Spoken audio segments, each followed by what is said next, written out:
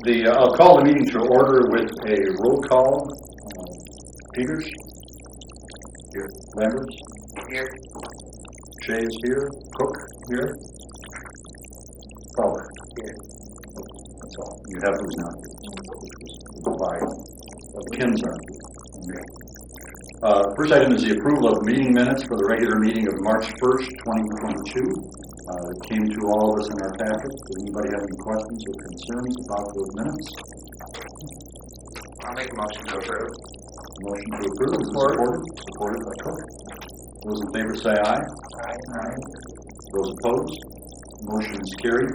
Next item is public comment. This is for items that are not on the agenda. If anyone's here to comment on things that aren't already on the agenda, this is your time. We have a 3-minute limit.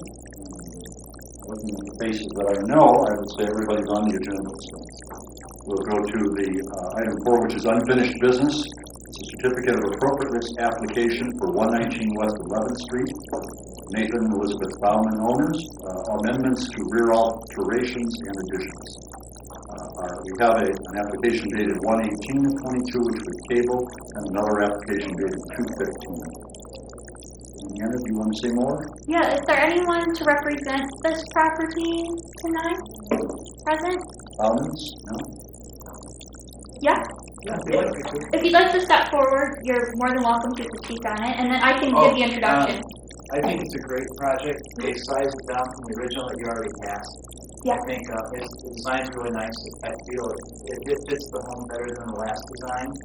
And it's obviously we'll talk about affordability here, but it is a lot more affordable than the other design.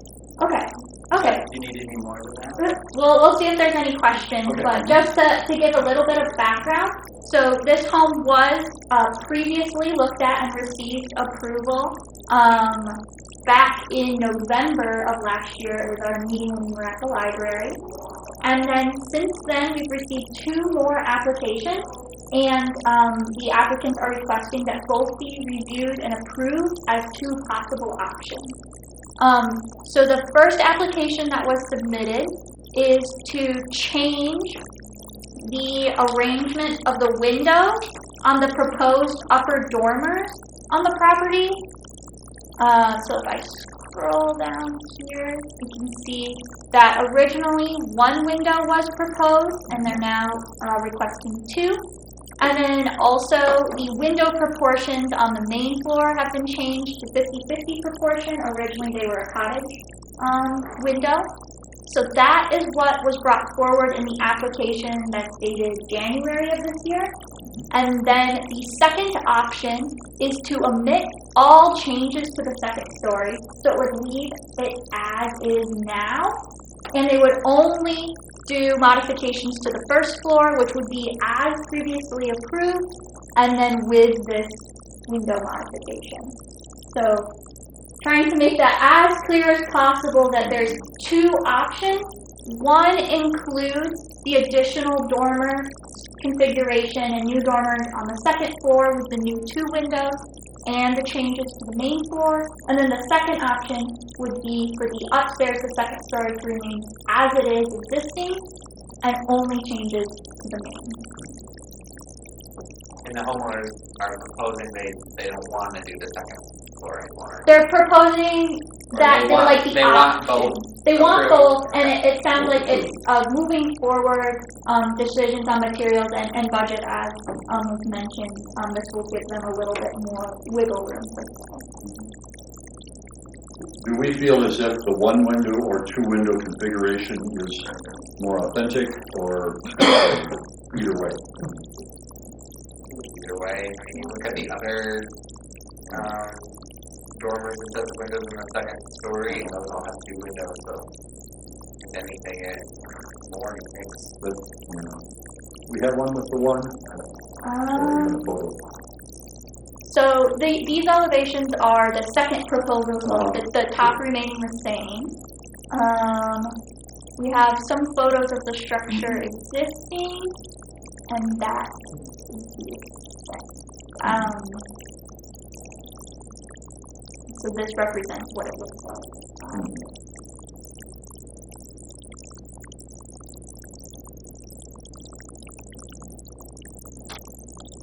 At present, there's one window in that room.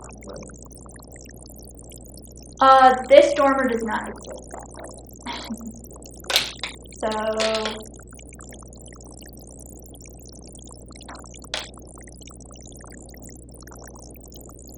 there's a little bit of one here that has two.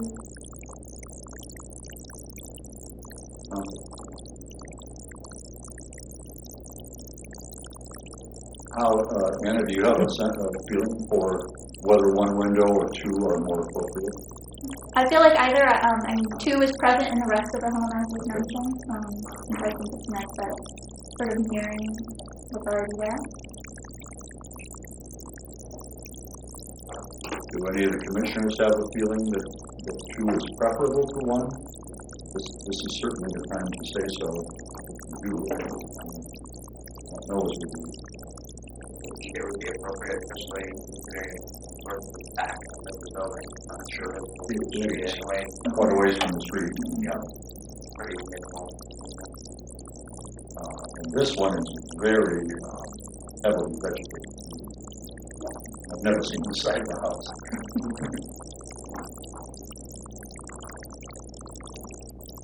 Any questions from the commission?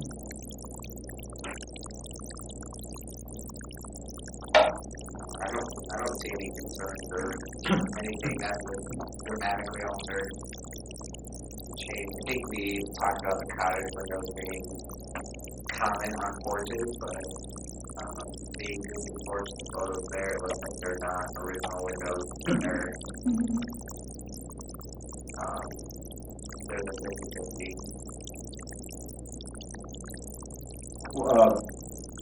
Sounds like everyone with me understands cottage. Is that something other than 50-50? So there's it's almost like 1/3 of the 40, window, yeah, and 40, then 60 split. longer. 40 up, 60 down. Okay.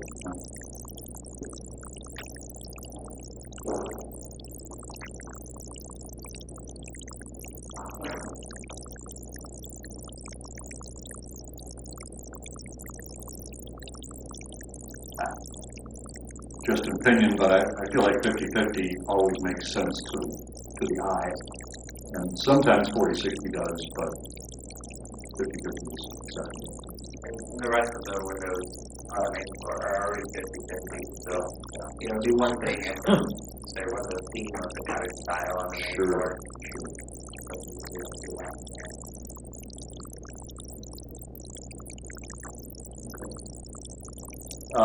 So, Anna, what's your suggestion that we take each application by itself? So you can either take each application by itself, or because it's an amendment to the same original previous application, you can combine them into one. Whichever, if there were to be a different decision on either of the applications, or if you'd like to take them separately, just keep them separate, that's completely fine. I have the motioning language for both, and I will pull it up.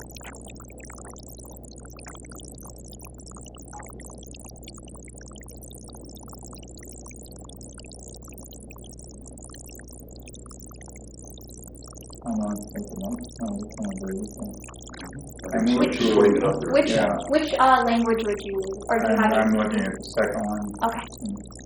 I move to approve the amended application for the certificate of appropriateness as submitted and for testimony to allow for two options: the alterations of both the second floor and main floor, or only the main floor.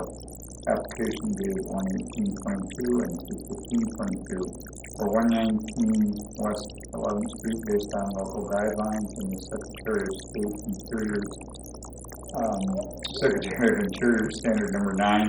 New additions, exterior alterations, or related new construction will not destroy historic materials, features, and spatial relationships that characterize the property. The new work will be differentiated from the old and will be compatible with historic materials, feature, size, scale, proportion, and mass and protect the integrity of the property and its environment. Supported. Moved and supported. Any other concerns? Those in favor, please say aye. Aye. Those opposed? Motion's carried. The next item is a certificate of appropriateness application for 70 West 14th Street. Amy Aldering on behalf of Andy and Katie Bass, owners. This is for a basement egress window. And then Amy cannot be here tonight, so I'm going to present the application. It's for a basement egress window, and it's located on the back of the house. And I have a few pictures of what it looks like right here. So there is a window there currently. It's this one right here where they have a little bit of a raised deck. And then this is the window that's being proposed. It's reusing a window that they already have, which is a Marvin casement window. It's wood clad in aluminum.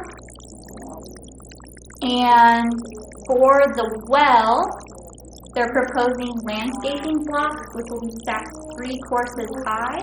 And the window well will be the size that's minimum allowance with a 3-foot by 3-foot landing, and it will be about 24 inches deep. The window will also have minimal trim around it, about 1 to 2 inches around it. Can you scroll back up to the picture of the window will fit into that space, it will fit into It will. And it's just leaning there, right? That doesn't matter, so it's not the way it's going to be. Yes. Yep. Up against the space. But is that where it goes? If I could see better through the window, would I see the old window? Yeah. Yes, Okay. yep. So this window right here is what's in that hole. And it Does will it have a be particular configuration that we would be interested in saving or not? Not a 3/1 or something. no, I think it's divided in the center.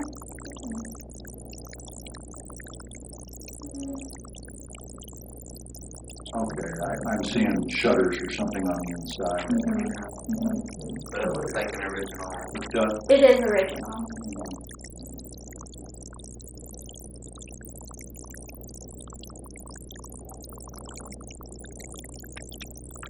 Do we know what that sill is?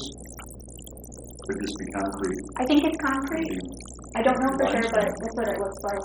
Yeah. And it's completely invisible from the street. Yes, it's not visible. That part isn't visible.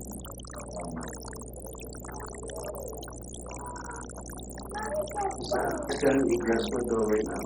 It is not. There's no Yeah, they'll have to dig dig. the hole and cut that concrete out into a beaver. Yeah. It's like the line close to I think that's side of the coast window.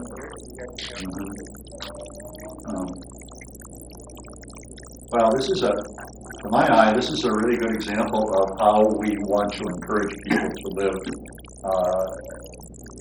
in modern terms in an old house. And an egress window from the basement is a big piece of that, I think. And the fact that it doesn't show from the street has an impact on me. I'm not sure everyone feels that way. But I think egress windows are a standard that certainly wasn't around in the time these houses were built. It allows us to do more with the basement than otherwise would do.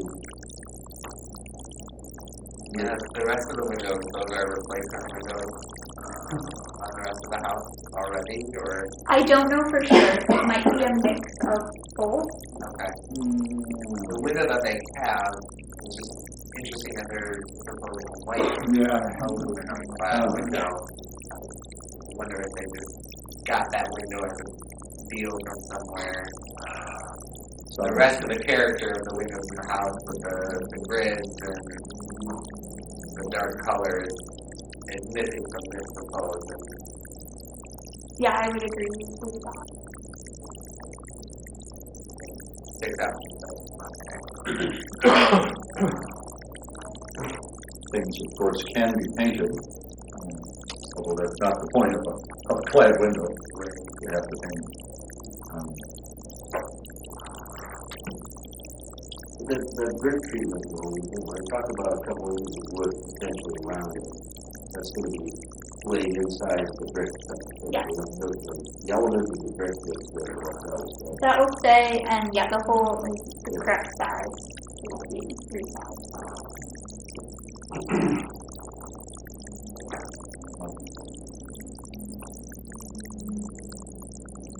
And was that color,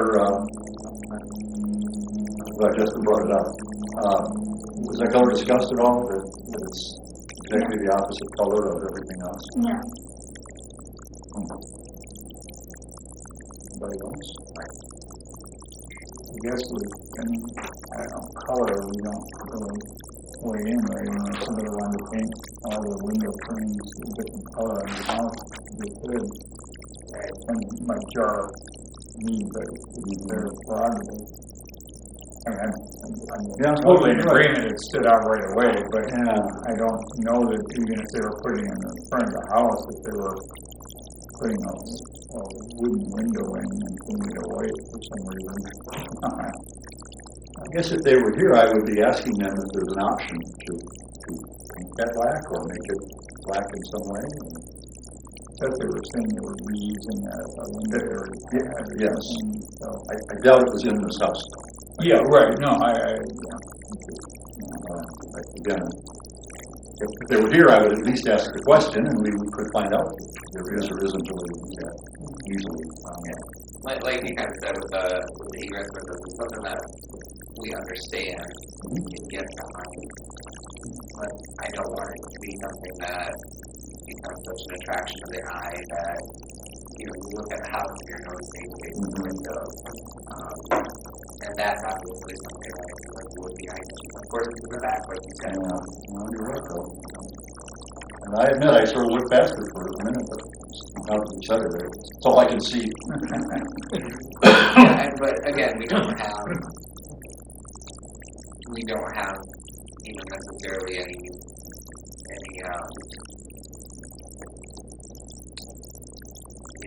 standard that we can say.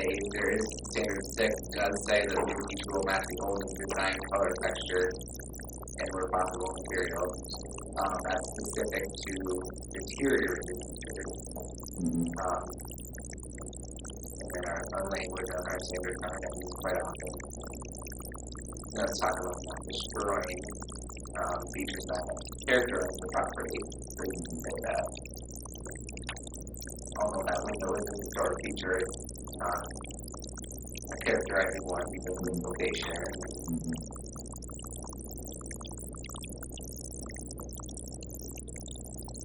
Can we approve the application with the open question about whether it could be made more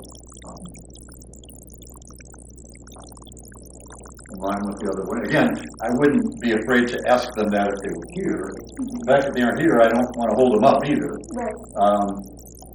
But have we ever done that where we say, by the way, the commissioners would like it if you could do Yeah. what you can? It's not a binding thing, just this is something we all discuss. We can do it as, say, a suggestion As a or a suggestion. recommendation, I'd like to see that happen.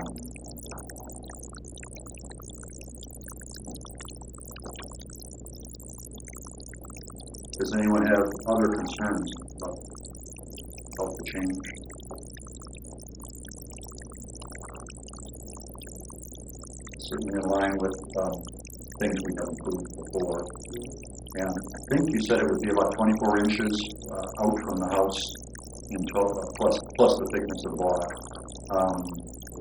which I think we've approved some that were 3 or 4 feet. There was one that showed a small party happening down in the well once. So it will be 3 feet out, Oh, 3 feet out. but it will be 2 feet deep. Oh, deep from grade level now. Yeah. Okay, sure. Which is another point. We won't see all, say, 3.5 feet of this window. We will be seeing 2 feet-ish. So, yeah, I sure like the idea though of making a suggestion.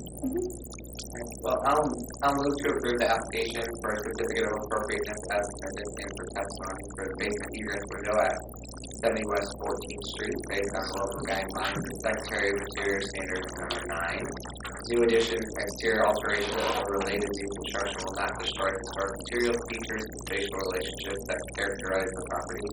The new work will be differentiated from the old and will be compatible with the historic materials, features, size, scale, proportion, and massing to protect the integrity of the property and its environment. And we'd like to make a recommendation that the window color match the other windows in the house to make that last. The move, is it supported? Not supported. Moved and supported. Any other questions or concerns? Those in favor, please say aye. Aye. Those opposed? Motion is carried. Thank you.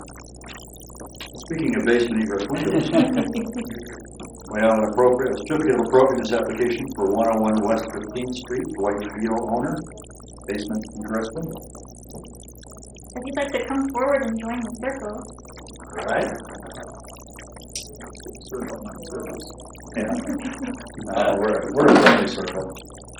And then I'll just give a quick introduction. So we have another basement egress window. This home is on the corner of Pine Avenue and 15th Street, and the window will be facing the Pine Avenue side. So we will scroll down to a photograph.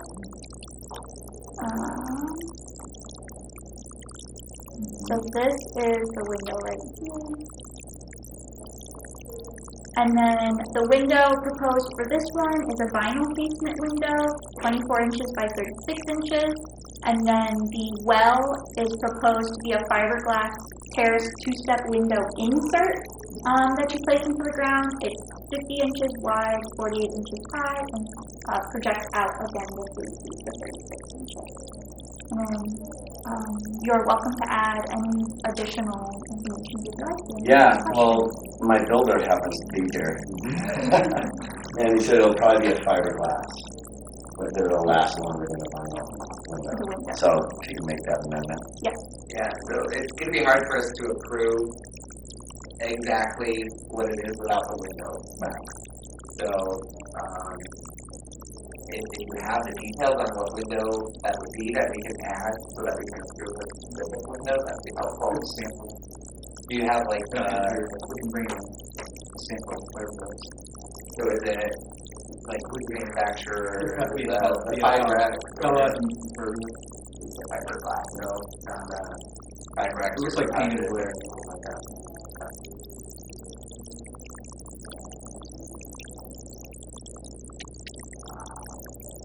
And as you can see in this picture, it's not visible to the street, even though it's facing Pine.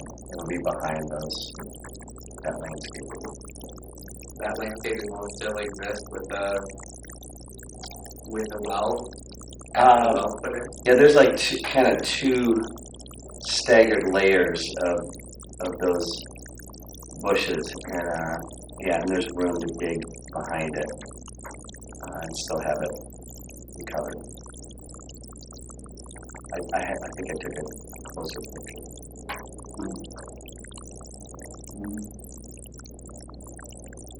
I feel like if we come out 36 inches, though, we've lost it.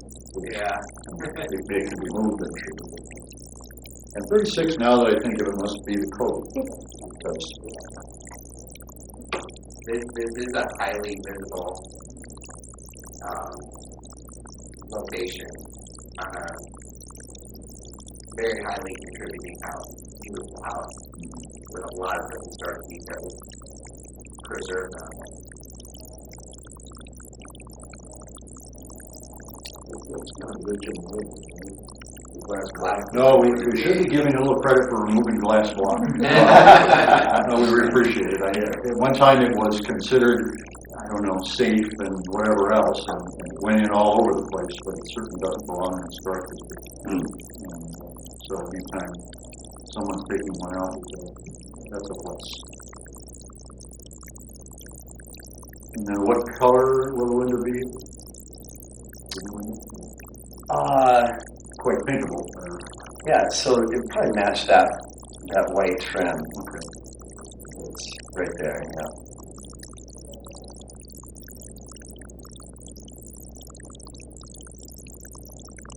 And it's a casement window, I think.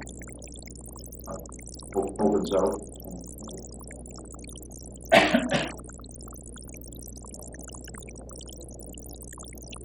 That size fits in the current opening under that skirt board. The width of that window, yeah, the new window's, a little bit smaller.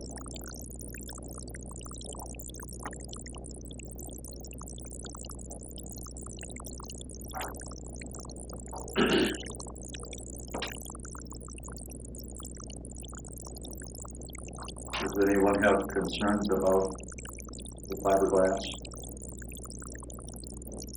Without having any data, I wouldn't just Okay. approve any fiberglass. I don't think I'd want to see the window stacks to be over on it.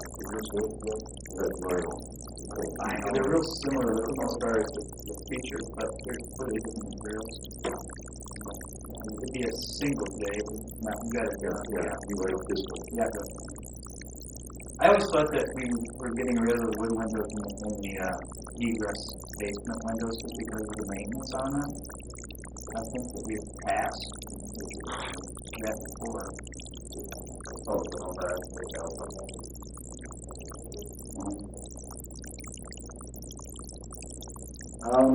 It's a good question, Jeff. I don't disagree with you.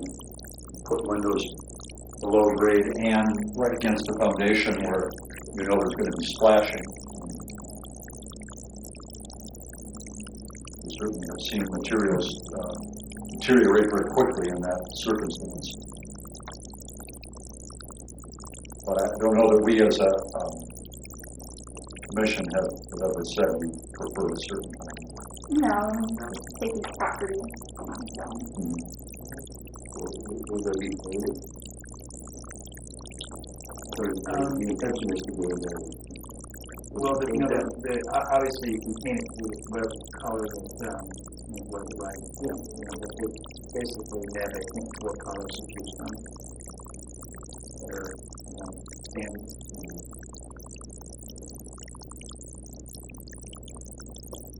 I guess the point is whether it's vinyl or fiberglass, when you painted it, I don't know, you doesn't know. It's the same, they're pretty much the same. It'd be hard to tell between the wood and that paint. The fiberglass is for the retaining portion, right? The thing that's gonna do the steps. Yes, but they're also proposing changing the window from a vinyl window with the. Oh, to a fiberglass, okay, I got you, okay. But that thing is just something that you set in the ground, correct? It doesn't really. Yeah, if I'm correct, do we have any authority over Yes, I didn't think so. landscaping? You work can like you can that? recommend, but but But we, in a sense, if it was railroad ties or landscaping things, that's really not part of the house. So we're just like a bathtub. Does it go just about 2 grade? Or is that what one of those green lines is? Or oh. Those green lines are my printer's running out of Okay. Oh, we got it really serious. But is that true that it stays right about at grade level? You wouldn't have it sticking up inches, 10 inches? You're right. I think we keep that. You don't want to really see that. Yeah.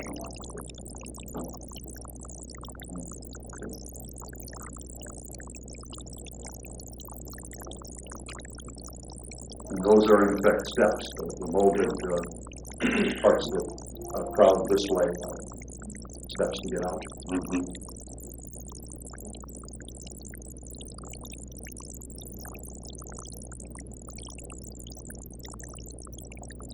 A little envious if anybody's got a basement tall enough to do this with. I certainly don't. Mine is about this tall.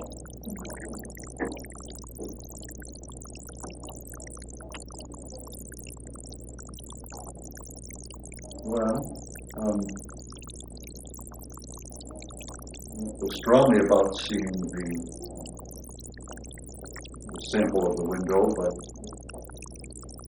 something we could or could we approve it and let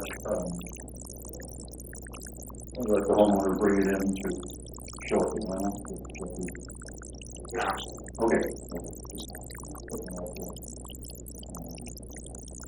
You know, it'd be really good to actually have that sample on him to read.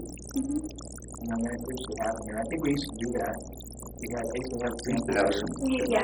And, maybe that's something currently you can just have. Sure. I'll get you one. What brand did you say it was again? It would be a pellet and Perbia. Okay. Yeah, I know those have been mentioned before. Anna, would you be comfortable with that option? Rather than table it until we can see the, leave it for staff approval. If that's something you're comfortable with, then yes, then I can look at the window and have time to look at the specifications and know, but, Justin, were you wanting to see the sample, or were you simply saying, I needed we to want see to something prove other a than specific window? Yeah, so So that they said Impervia, I'm looking up Impervia windows now, so So if we said, based on the spec of an impervia color window, that would be okay. exactly, that's what I did. Yeah, no, I agree with you. I didn't We want wanna our be- proposal to just be we're approving a fiberglass. Yeah, No, I get that. Yeah. Leaving, leaving Yeah, so 'cause much. usually we want to cut sheet or something. Exactly. Yeah. That's what I was- Yep, no, I appreciate that. Thank you. And the name Impervia gives you a lot of confidence. A bold claim. Yeah. Never get out there.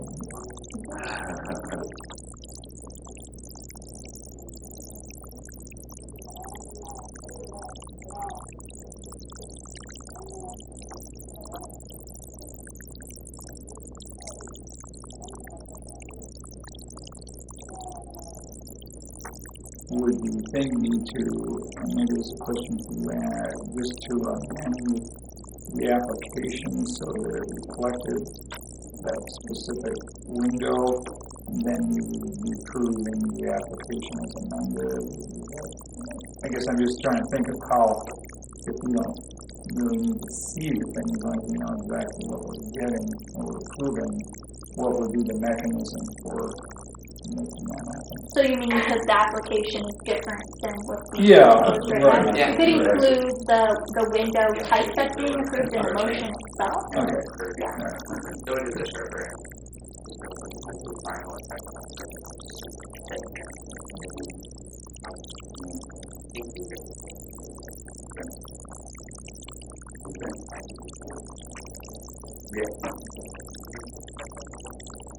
Jeff will know if we've seen it before. We have them. I had actually brought one in and gave it to Karen a while. Oh, my. That's, That's a little while back. Huh? We should put it in our house. It's in her house now. Just kidding.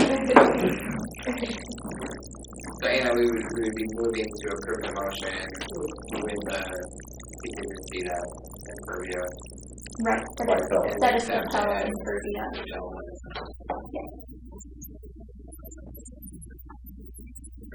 Is there such a motion? The other thing that I would want to mention that I'll make a motion and then I would want to recommend is different well system than the fiberglass, just like the previous one with the stone one or with the wood, just something that's a little bit more natural, historical, that could kind of go with that instead of kind of a fiberglass, plasticky, something like that that maybe kind of sticks out from the rest of the material, a non-historical material. So that'd be my only other recommendation, but like I said, the landscaping thing that we don't necessarily have control over. So that'd be kind of, I will move to approve the application for a certificate of appropriateness as submitted in for testimony for the basement egress window at 101 West 15th Street, based on with the modification that we are approving a pellet Impervia window, not the gel wood vinyl window that was originally included, based on the local guidelines of the Secretary of Interior Standard Number 9, New additions, exterior alterations, or related new construction will not destroy historic materials, features, and spatial relationships that characterize the property. The new work will be differentiated from the old and will be compatible with the historic materials, features, size, scale, proportion, and massing to protect the integrity of the property and environment. Is there support? I'll support. Any other questions or concerns? Been moved and supported. Those in favor say aye. Aye. Those opposed? Motion's carried. Next item is a certificate of appropriateness application for 155 West 13th, Jordan Campice, front step replacement. Thank you, Dwight. Thank you, John. Thank you. Yep. Thanks, Dwight. All right.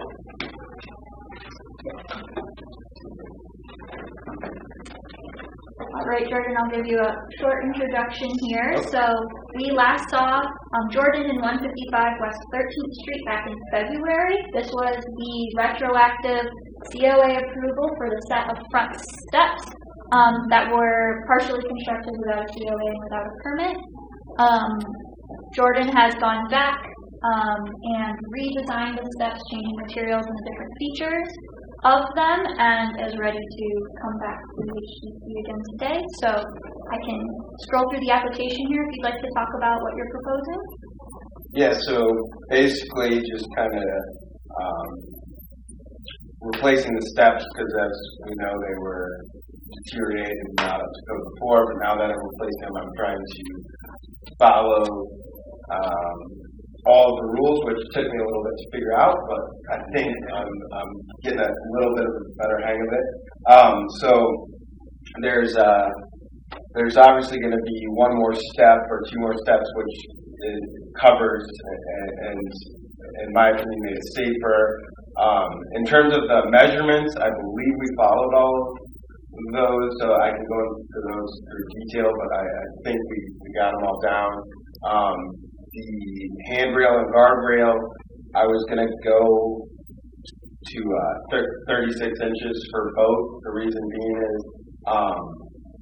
it's not, I don't have a deck, so I'm hoping that the 36 inches could be approved as a hand and guardrail next to each other because it's not an entire deck. So I know that there's the difference between the 30 and 36, but it kind of just fits better, and as I said, it's not going across the entire deck, it's just a couple stairs. And then I will do the vertical skirting slates, and one of the things that I did wrong before is I used composite wood. That's obviously not going to happen. We're going to use regular treated wood, and then that goes for the spindles too. So they will be wooden spindles which are within the guard and handrail. So, kind of, it from my end, I think. So we have a few materials that were also included. So these are proposed to be sort of the newer post caps. And then Jordan included this as sort of a representation of what the vertical skirting underneath might look like. Proposed a 2-inch wide vertical pieces with a 2-inch space in between. Here's the proposed handrail. And again, Jordan mentioned this, but it's right now they're proposing to have the guardrail all the way up and then the handrail alongside of it on the inside. We've talked about the balusters or the spindles that would be used. In the drawings, it shows them attached to the outside, but we've talked about sort of butting them up on the inside there. And then these are the original steps, again, not historic and not appropriate. And you're too close to the sidewalk to do anything with depth, right? Did you say that your top landing isn't really a platform? No, it's just it's like you sort of walk up there and open the door and you walk back down. Yeah, I can sit on the steps and that's it. I can't, grill out there. Totally understand. So do know that the question of the 7.5 and the 7.75 rise, and then the very 11.5 run is not for us. That's for the building department. And if I remember right, you can have a slight variation like that. But strangely, if it's more than about a 1/4 inch, your brain does funny things. That's when we trip. Your brain gets used to 7.5, 7.5, 7.5. If you get 7.75, you start to fall. But again, that question is for as is, I think, the 36-inch question. I don't think we are likely to weigh in on the next step. Oh, okay. And so, but there is it looks like there's a little bit of railing now coming out on that, call it that stoop or the landing. Is that correct? Or there's a small section of railing before it goes down the stairs at the top. Yeah. Whereas before it was just right into the side. That's correct, because there wasn't really a railing or handrail before. Right. It was like one side, and there was no spindles or anything. So. And is that figure 27.5 or 22.5 inches?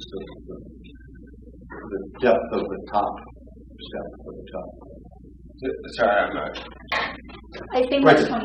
Yeah, right. Okay, thank you. Yeah. All right. Well, that's better than what you got. That'll help you, and it'll address you. Yeah, I appreciate the drawings and the materials provided. That's very helpful. I know it's been a project for you, so I appreciate you taking our suggestions and advice and working with Anna. This is a really good representation. It gives us a really good idea. Sometimes these deck things can be a little bit up in the air exactly what it's going to look like, but I feel like we have a really good picture of what we're approving here. So thank you for that. And I think I heard Anna say, but I'd like to clarify that on the railing going up, the spindles will stop on top of the bottom rail, and they will stop at the bottom of the top rail, and not be attached to the side, which is sort of what I see there. Okay, that's helpful in terms of just the appearance of a historic structure. And then, do you have plans to paint it, or just not? At this point, I was probably just gonna leave it, wood, and then my house is white. I don't really. There's a concept that with treated wood, of course, it's treated, so the idea is not to have to paint it, but you do need to wait a little while till it kind of loses its moisture content. Yeah, and it depends on when you bought it, how long it was sitting around in Lowe's, but it may be ready to be painted, but it may have to wait a little while. So again, it's color, so it's your choice. But if you look around the historic district, you'll see that the older houses usually have a painted, in my experience, white spindles and rails.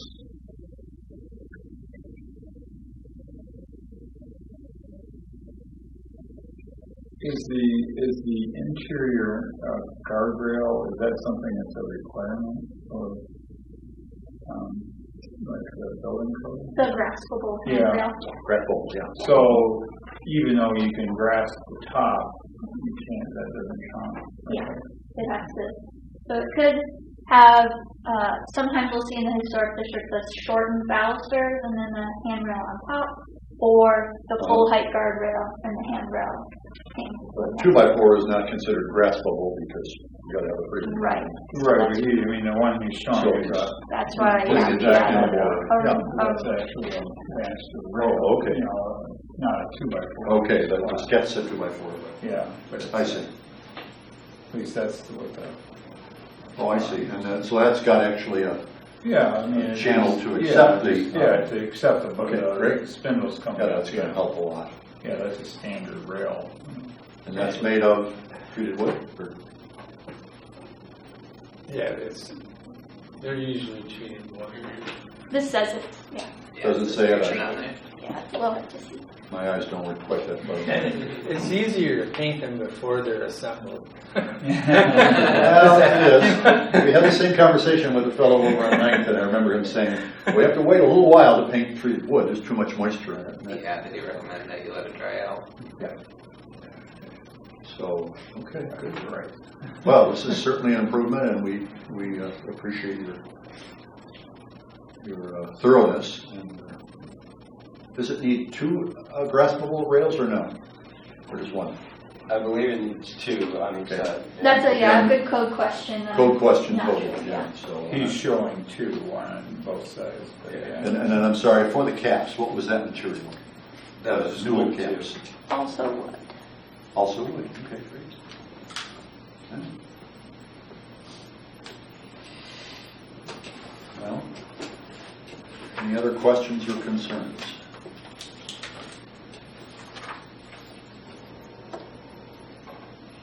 Again, just a reminder that code is separate from us, so we don't want to. Yeah, I've already called them, and then so Great. that's Yeah, the next step. and he, well, at least the two people I work with are so helpful. Yeah. I think of our building code enforcement as more like free design help, because in the couple projects I've done, I've always found them to be helpful and have good ideas.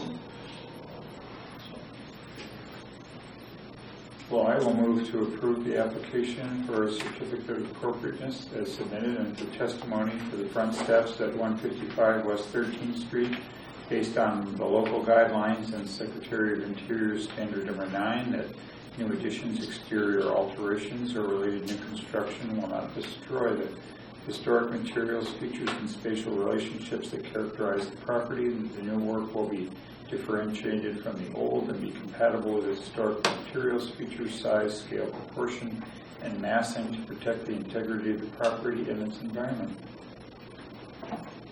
I'll second that. Moved and supported. Any other questions or concerns? Those in favor, please say aye. Aye. Aye. Those opposed?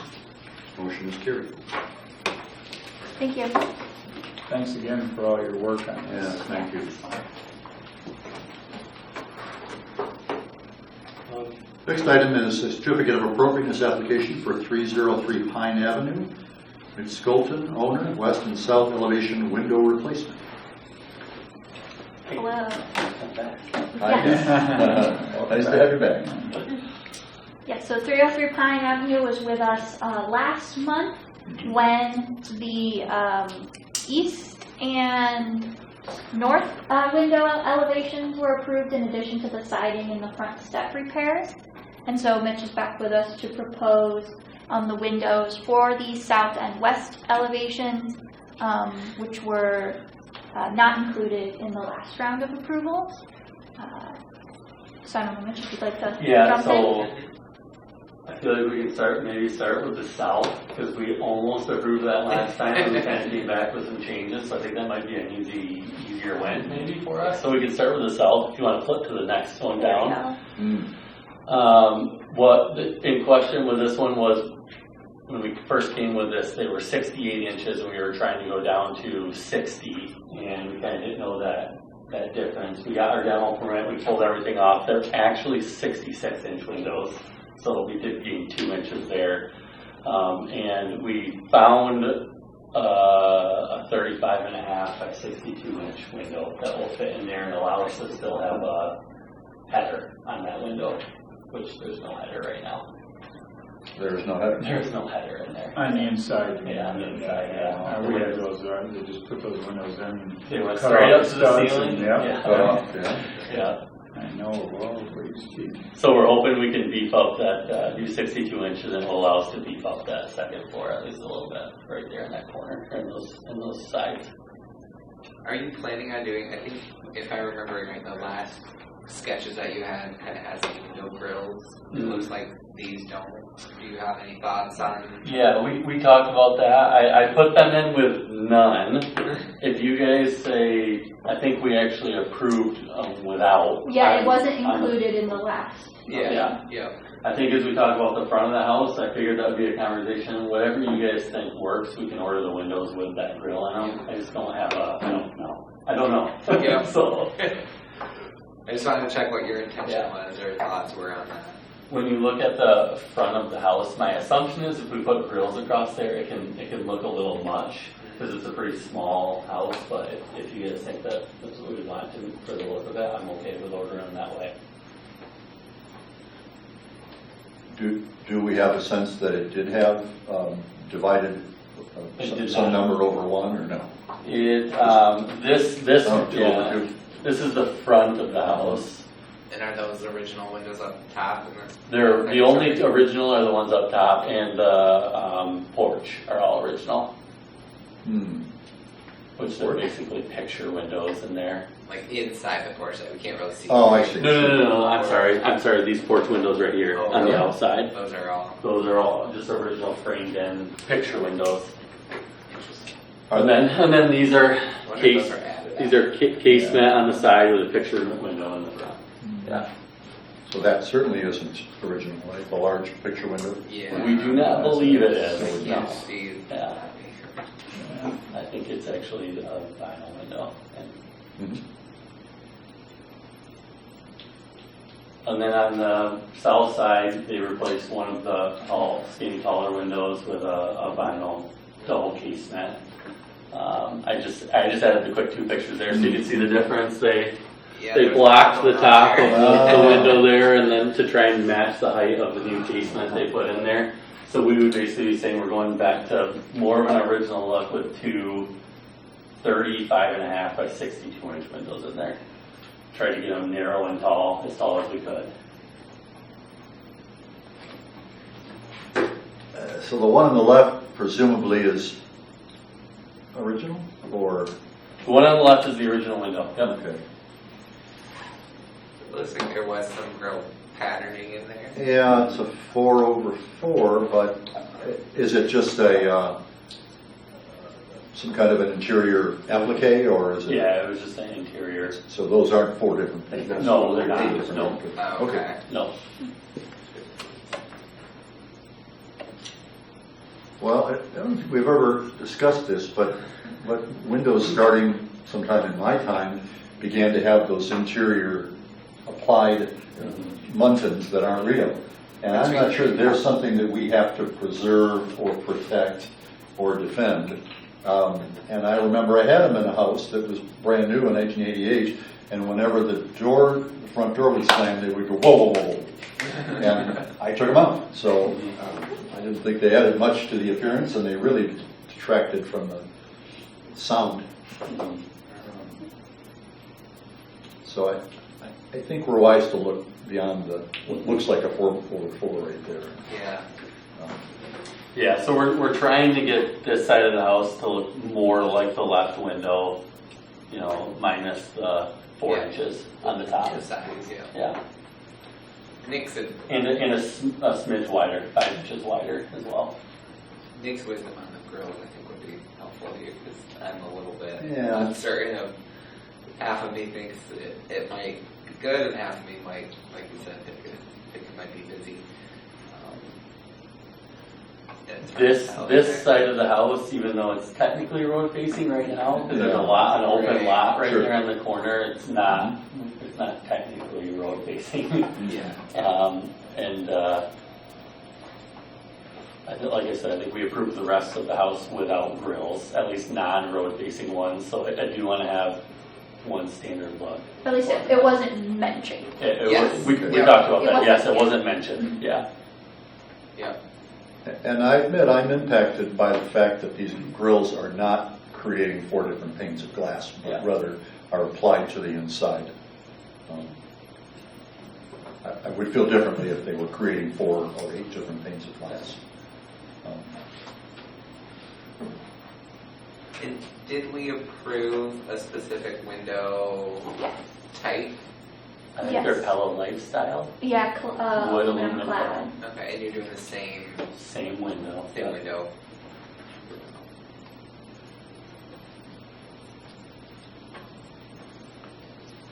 The side windows, I think those look great, and I think, you got this close to the original size. It's good. Let's look at the front. Yeah, you want to go to the front. So it looks like we moved those 2 windows together So, up top. to get the egress, we talked about this a lot last time. To get the right egress for upstairs, because they sit against the floor. Right now, almost the floor runs flush into the pane. It's probably about a 1/4 inch right now of a bump on the sill. To move that up to meet egress for code, we kept butting into the fascia, or to the freeze board, no matter what we did, because we approved, what, an 8-inch freeze board, I think, around, which isn't in the drawing, I just couldn't get it to sit in. So there'll be an 8-inch freeze board on the top. These windows right now are sitting kind of out here, and they're down, so we have to raise them up just a little bit. It has to be at the minimum of 24 off the floor. And we found every way we cut it, it was better just to put them in the middle. Yeah. Now we did talk about single hung versus casement last week, and it gets very tough for us to do this and make an egress window with single hung windows. I would like, since the rest of the front of the house right now is currently a picture or a casement, to see if we can get approval for a casement window, 2 casement windows up there in the middle. Once we drew it out to the proper measurements, I really think it makes the house look great.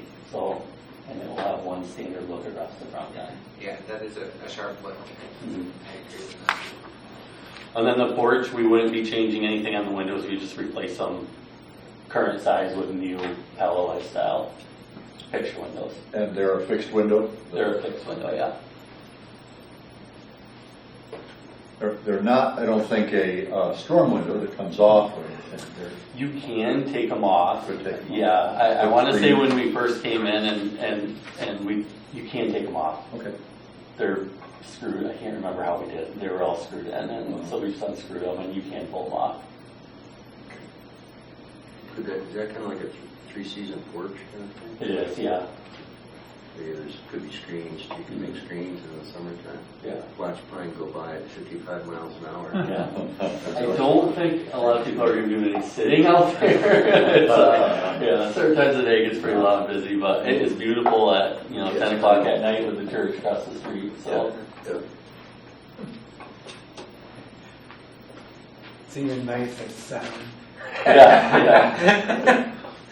I walk by there. Yeah. So the downstairs, the first floor windows there was the double casement with a big single picture. We were proposing just the, I think I mentioned in here, 4 27.5 by 53.5 inch windows, which is in the same opening that is currently there, just replacing with 4 standard windows. Will they be double hung or are they casement windows as well? Since they're currently casement, we put it in there as casement because if the upstairs, we kind of get into that problem. If the upstairs is something different than the down, it's a really small house and we think it will look kind of quirky. Yeah, so it would be like kind of 2 double casement windows, basically. And I'm assuming that each set of 2. Oh yeah, will each of them open like so? I mean, Yeah. it doesn't matter. but- We were planning on 4 individual casement okay. windows. Yeah, All the same. all the same opening. Same hinge? Oh, Yeah. okay, interesting. But you're right, we could do a double. I mean, this is your call.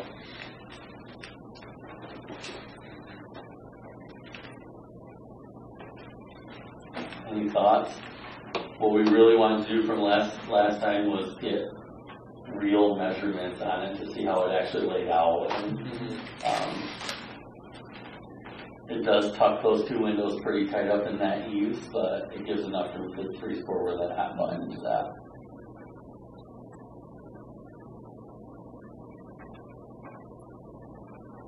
Yeah, I think last time we really emphasized trying to get more of a vertical with the help, and your sketch kind of shows that.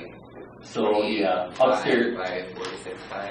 Yeah, upstairs the current is 31.5 inches wide by 47.5 tall. We'd be going to a 25.5 wide by 46 tall. So we would lose 6.5. So we would lose an inch on the height, and we would narrow it up by a couple inches. Yeah, so even more vertical Yeah. than they are now. Yeah.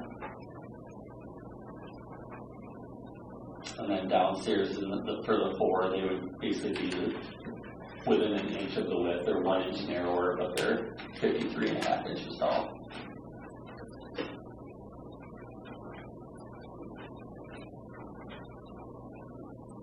Now the first floor, is that opening about the same for the 4 as it was It'll be for the the same. 3? Yep.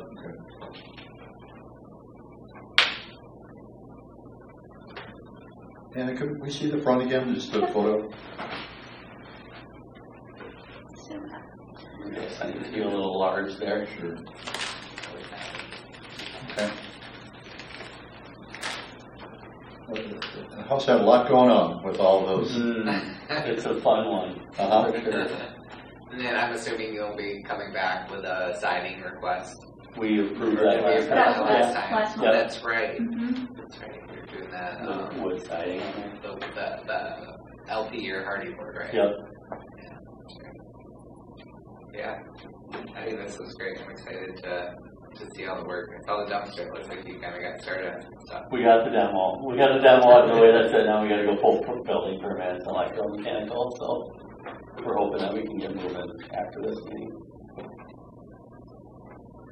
Your front stairs look a lot like the sketch we just approved. That's basically the way your stairs are going to look. Walk over and take care of it. Yeah, that's how I should just take your photo there, you know. So I think we approved to replace the stairs with like materials. I'm assuming when we get into it, we'll be coming back with some conversations about the stairs.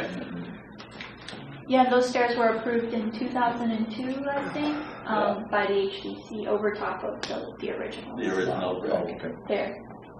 Which the original brick, I looked at underneath there, only come out about maybe 2 feet. So you were like walking straight up into the house on those original brick ones. Okay.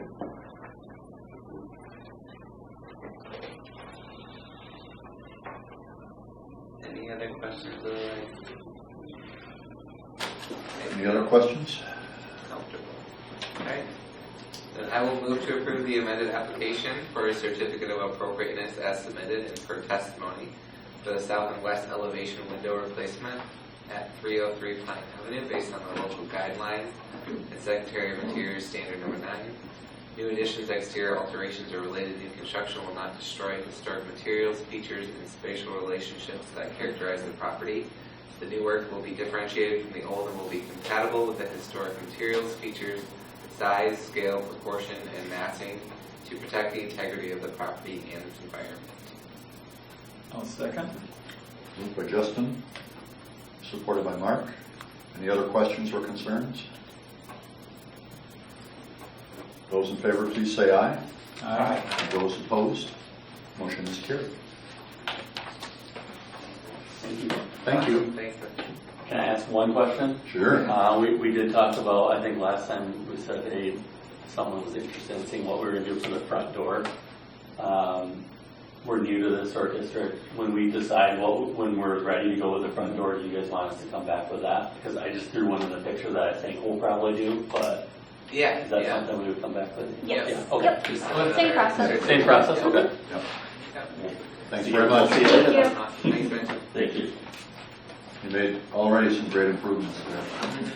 It was an unusual house. It'll look worse before it gets better. I'm sorry about that. It's part of the plan. Thank you. Thank you. Next item is a covenant amendment recommendation relative to 106 East 8th Street. Gentex Holdings LLC, the potential buyer, request for covenant amendment recommendation. Good evening. Yes, please. How are you? My name's Bob Nolan. I'm with Warner Norcross and Judd, and we represent Gentex Holdings. I think you know JP, our partner in this project. JP Smith? Appreciate your time tonight, and JP did a great job on getting together this proposal to submit to you. I do want the record to reflect the attorney said I think it's too complicated. And I teased him. Mine would have been a page and a half. But there's good reason for that. He's put a lot of thought and a lot of vision into what we want to do there, which is great. We are in a short due diligence period on the buy-sell, which the buy-sell has been submitted. And from my side of the world on commercial development, you have some showstoppers. And what are those showstoppers and what's the main one? Well, right now we couldn't do the proposed use per the restrictions that we're proposing an amendment for. Right now it says office and residential, I believe is what it says. And here we're proposing a restaurant use. So in a due diligence period, that's a showstopper, right? If we don't have the blessing to move ahead on that, then, you know, let's get our earnest money back and move on. But we're not at that point. We want to make this happen. We want to make it go forward. So, great detailed presentation, and those are the spirit of the plans that we want to follow and make this restaurant in a cool historic building go as much as we can on that. But we had a great meeting with our due diligence team Friday, and yeah, it's not a restaurant right now, right? So there's going to be a lot of work to make sure that it can be a restaurant in compliance with all applicable codes. So that's what we have to move as quick as we can to do, and we want to make sure that, again, we stay in a very visionary picture of what this can be, compliant with the historic district. But we just have to make sure that it's realistic and can be done. So JP and I were talking about this. I think the main thing we need to emerge from this is, yes, this board understands what the project is and that a restaurant could work in the historic district, and that we had your blessing for that. And then as we go forward, again, real world, real plans, real site plan approval, things of that nature, that we can try to stay as close to what we see it to be, but it's just going to have some real world components to it. So that's my main thing, and I'm going to let JP talk about it, but I think, can we be a restaurant? If so, we've got your blessings. That'd be a big step forward in, like what I say, showstoppers, right? You spin the plates on each transaction and what can we do? Okay, can we? That's what I hope to emerge here from. And then JP, I'll let you chime in on. Yeah, that's why I kind of sent such a scope of stuff.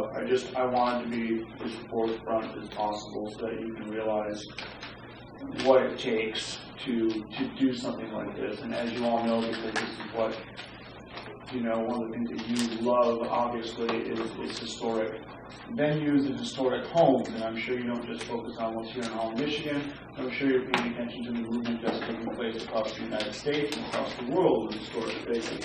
And many of those, whether it's firehouses or old churches or old schools or old theaters, old opera houses, whatever it might be, have been thus utilized and turned into breweries and distilleries and restaurants and bars and the like.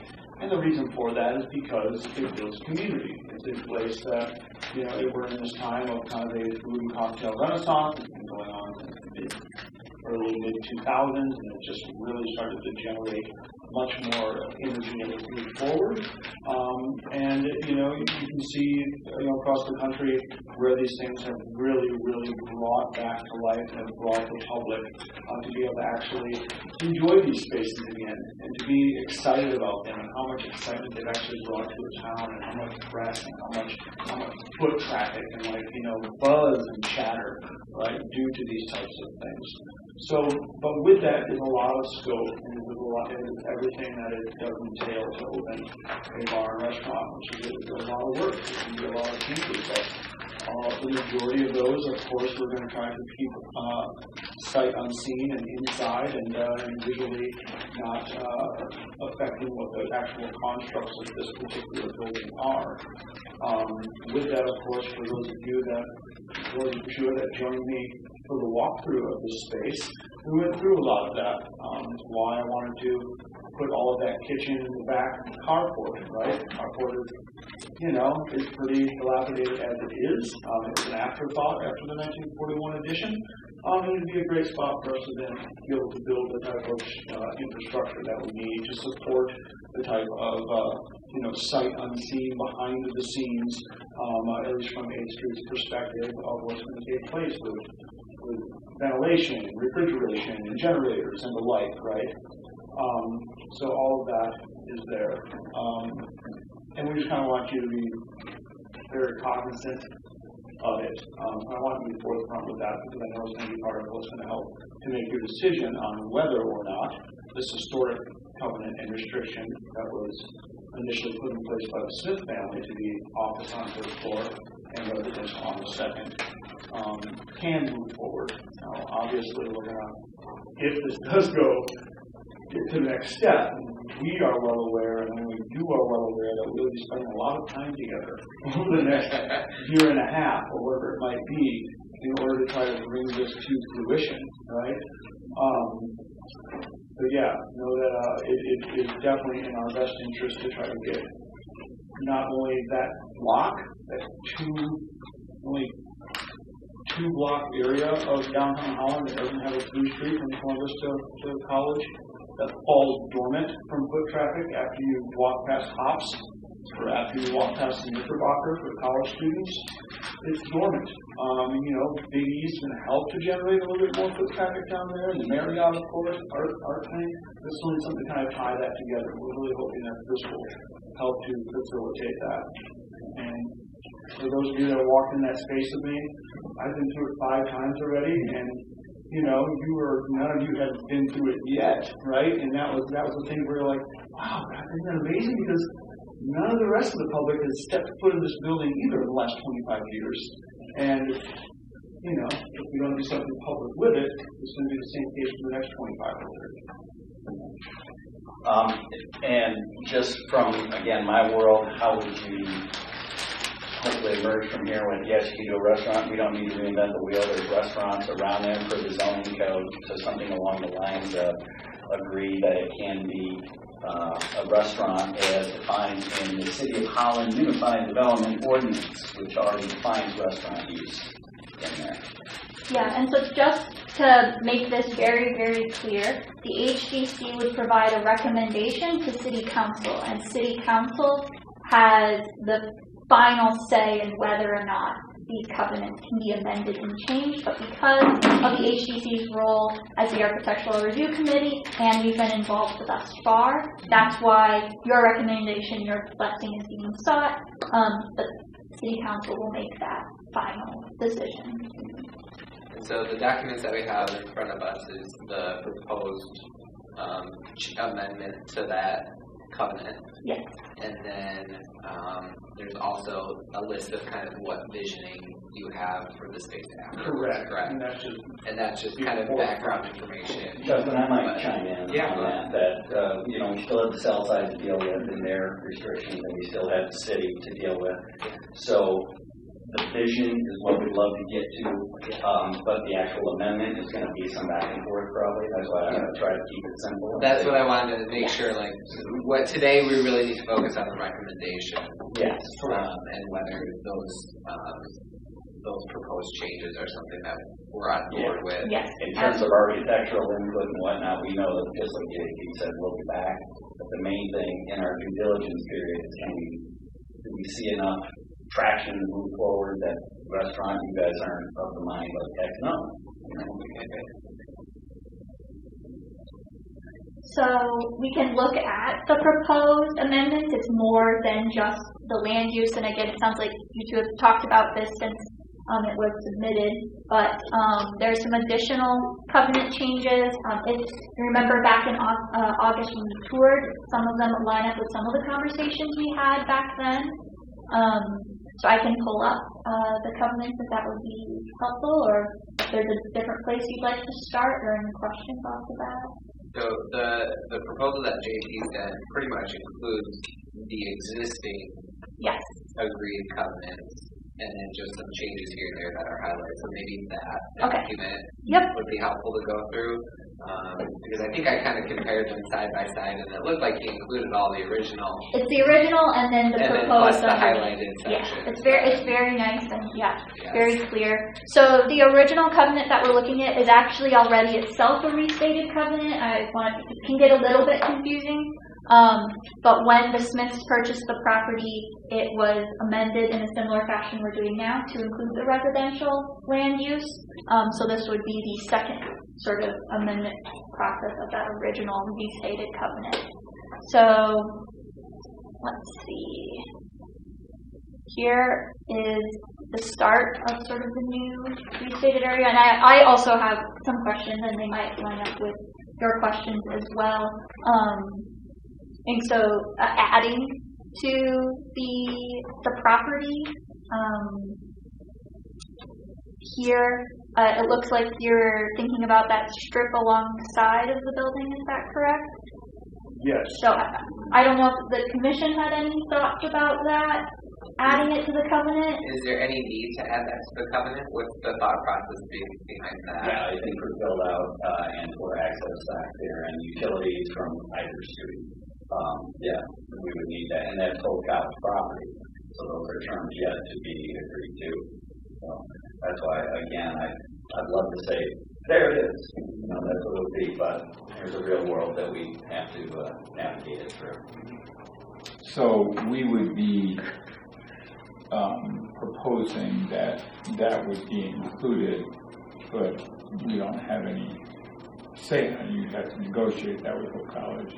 That means that we would just be saying that if they can acquire the property, then that will be included in all the stipulations of the covenant.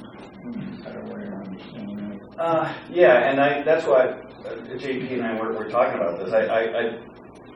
I would love it if this is everything that we were doing. Like I say, I go back to the real world. I think the main thing is if there are grave concerns about restaurant use with this building, such that, now stick with what was written back, 1995, we would need to know that now. Yeah.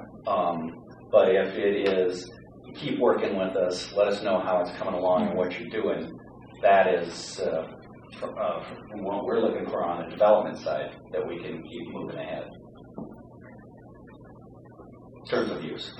So it's my understanding that the covenant itself was established to protect the building and what was originally City Hall and the old firehouse. So I'm not sure if adding land that wasn't originally in the covenant. I understand what you're saying for the use of the property, and I think that's something different. That the covenant itself is mostly focusing on that building. It's what's happening inside of it. So I wanted all of your input. Just when I saw that, I was like, I don't know if adding to the covenant itself is the right move for you or for the purpose of the covenant. True enough, if we got an easement, for instance, from Hope College that we're going to own it, you can use it, per these terms. That's, again, from a development side. Yeah, that's my take too.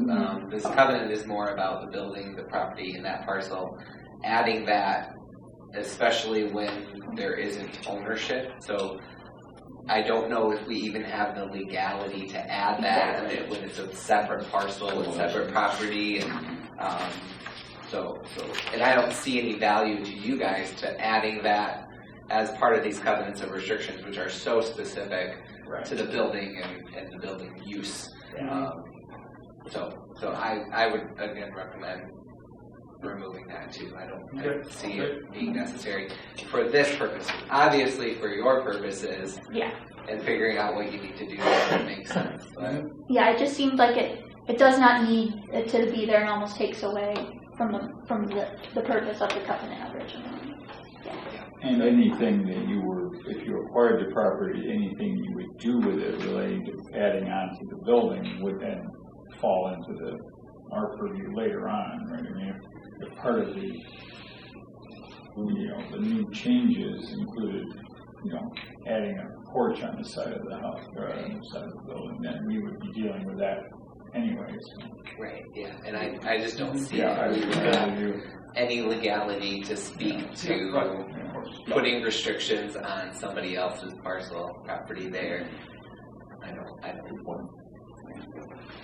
Yeah, to be clear, the as presented was, here's what we hope we can get to, and here's what, at some point you could be saying like, well, geez, I didn't see this coming. We don't want you in that spot. I think JP laid that out like that. Yeah, that's why. In the last conversation that I had prior to where we're at now, in September, I had all of my due diligence meetings with Hope College, and Hope College had gotten back to me and had agreed to sell me that land. So that was a testament to the belief in the project, because as you know, they don't sell land. So that's huge. So anyway, that's I like this very real world. What's closing, right? Correct. That's all. Yeah. And that was our understanding that had come to a standstill because it didn't have the sense from Hope College that they would sell you the land. No, I think well, initially we didn't think they were going to. Then that's where that ended up. But that was where We're not where we're at right now. Okay. In a lot of ways, a community project from Gentech's perspective, and hopefully Hope, and it'd be a beautiful addition, and preserving the historic character of it. Yes, I'm not a voting member, so I ask a question for what? The restaurant part of this, your question is there any reason why we wouldn't allow it to be a restaurant? It's a simple question. Yeah. I haven't heard anybody answer that question yet. I'm sitting here thinking, knowing what we know about downtown, the direction it's gone in, I can't see why we couldn't hopefully find a way to modify that. Otherwise, what are we left with? A historic building that we hope somebody buys and lives in. As you look at ease across the street and say, "Well, we should do something like that." Yeah, Smiths have been there forever. But is it too early? I think Holland needs the restaurants. We have restaurants. What are you thinking of a specific kind of cuisine? Do you have that far down the road with this, or are you just? Yes, I have every single dish built already. So. Is there a theme to that? What's that? It's too early to talk about to lay your hand to that. As far as what's the theme of this restaurant? The theme is elevated modern American with a Dutch and European feel. So right now we have 0 Dutch cuisine in this town.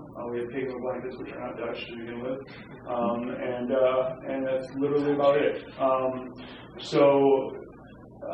When people think, oh, what exactly is Dutch cuisine? Well, that's kind of the premise of the restaurant itself, and how we fine dining and incredible hospitality and service with a very, very in-depth training program coming from my 1- and 2-star Michelin background, which is where I come here from San Francisco, Aspen and Denver. And so moving forward with that, but Dutch cuisine, well, the Dutch, of course, have touched every place in this continent, right? They were kind of, they're the ones that put the Spanish and Portuguese navies pretty much out of work.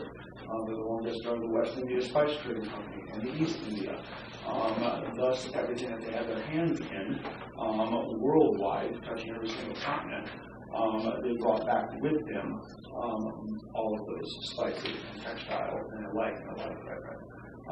So with that, of course, that influenced a lot of their cuisine. And a lot of that cuisine was then influenced, of course, in the Scandinavian countries, which is where you get a lot more of the kind of heart and soul of what that cuisine looks like right now. Just because a lot of the Dutch cuisine is kind of, unfortunately, these days a little bastardized. But you can see a lot of global spice, a lot of bright flavor, a lot of huge growing season, a lot of extremely fresh produce, and extremely fresh fish, farm to table driven programs based around all of your heritage meats and the like, right? So that's kind of the vision of the restaurant itself. It's a development that is not being designed just for the people of Holland, Michigan. It's being designed for the people of Holland, Michigan, and for people to chatter and buzz that this will create. And with teams that I kind of have already behind me in the marketing world, we're going to be pulling from Chicago and Indianapolis, and people driving down from Traverse City, and people driving in from Grand Rapids and from Lansing to come and do this and see this. That's the type of elevation we're going. It all sounds fair. Yeah. I will say, I've been living in this town my whole life and said, you know what, I'm sick of being Dutch because I've never been to a Dutch restaurant because they don't exist, because there's all such boring food. They got potatoes. And so what you're saying, when I think about the culture of the city, and I've also said, I don't think, what are you doing? Just right, me just casually. Yeah. Be careful. I've always said, there are not, in my mind, Holland doesn't have restaurants that people from Grand Rapids and outside would come to. We go to Grand Rapids and he stay at the Irish Bar. So I just don't quote that. But I do think that that's a very interesting part of this discussion. It has nothing to do with what the historic district has to say, but I think it's a powerful vision. Is that the first time you shared that? No, we had this conversation. I'm sorry. I wasn't there for that meeting. So. Yeah. Okay, I'm sorry to drag you off through that again. Yeah. But I think that's Good to be on record. very, very powerful vision you have there. Well, and we agree. Can we get there? We hope, right? And like I said, I think Justin pointed out, we're not the owner yet. We're trying to get to that point. And in order to get to that point, we're hopeful to emerge like, okay, we have the support of, as a restaurant. I can assure you it won't be a Big E's across the street, right? But let me put it this way, does anybody have a substantive concern about the fact that what we're proposing is a change in those use restrictions of it to going from residential to office to include, as I said, what the ordinance says for restaurants? Anybody have a substantive concern? So that brings us, I just want to kind of walk through each proposal, because what we're trying to do is recommend what these proposed changes are. So if we can walk through those, and that's what the next one there is the actual land use. So adding that mixed use capability to add that restaurant use for that. Is there any concerns or? I wasn't actually here when this happened, but it seems to me like the city had an interest in keeping this structure somewhat available to the members of the public. And when we said it'll become office, well, offices are kind of open to the public. I'm not sure how successful that was, but I could have walked into his office, even at my net worth, and seen the walls and the firehouse items especially. A restaurant is certainly more open to the public than an office is, and it's way more open to the public than a private apartment is. So my sense of it is that we're heading in the right direction. That I wasn't here to approve the use of the apartment, but I might have argued at that time that isn't a very public use, and that we have cut off the public from at least parts of the building in ways that probably weren't intended in the original agreement. And and you said kind of what we're looking at already is kind of an amended when they created the office and apartment. Is there any specific in the very original needing to maintain access or anything like that? So this change to restaurant doesn't affect, because right now that the way that it's set up really has a very defined kind of public vestibule to display that. Mm-hmm. This change, adding the restaurant, like there's nothing else kind of keeping that. No, it's good in the zoning. We'll see in the next couple of covenants discussion of the foyer area, which is the public area right now, and kind of turning the whole space into the public area. But there's nothing in the original covenant or in the restated covenant that the restaurant would go against, in my opinion, to my knowledge. So as far as the wording of this change to add, shall be used and occupied only for mixed use, including commercial, retail, restaurant purposes, and accessory uses related to that. Was there any concerns on that? My only wondering was if we still wanted it to include potential for commercial office space, maybe residential or not. So, again, thinking about the future uses of this building, not ending up in the same place again if it were to go back to office or residential. I'd be interested in hearing your recommendations, but that was just the thing that caught me, was only for mixed use instead of in addition. Right, because currently you're saying that addition, that 1A, changes it to only for mixed use, including commercial, retail, restaurant purposes. Mixed use does mixed use already define office space and or residential though? Yes, it could, yeah. Yeah, there's a little bit of uncertainty there. I think if you think about intensity of use, restaurants are more intense use, and then you're dialing back from there towards the. What we're saying is, should in 10, 15 years this changes, are we overriding that one that says that can be used for commercial office purposes, and the second can be used to, if somebody came back to us and said, hey, we want to do this, are they still allowed to do that office use? Or are we changing that? Should we change that language to make it more clear that we are also adding a potential use instead of replacing the potential use that currently exists under this covenant? And what do we want? Are we okay with overriding it? Would we prefer to override it to I do think there is that greater intensity, or is there enough? Right, I feel like mixed use is a little bit of wiggle room. I just wasn't sure how we felt about completely rewriting what was there originally. So a pretty central question is, would we want to preserve the right of the property owner to put offices? Or residential. Or residential, and in fact, does anyone agree or not agree with my theory that a restaurant is a bit more open to the public than is an office? I'm more with you there, John. I mean, it might be a positive move to say that we're just changing from that residential / commercial office use to restaurant and retail, I guess. I mean, a retail store is also, I think, more open to the public than is an office. That's only my thought. And I could be wrong here, but mixed use in my mind typically entails some sort of commercial or retail component and some type of residential component. So when I read this as shall be used and occupied only for mixed use, does that allow for only one use? Does it allow for only restaurant? And I'm probably missing words, but this is a legal document. And the one made in min sort of starts with the shall, maybe. Yeah.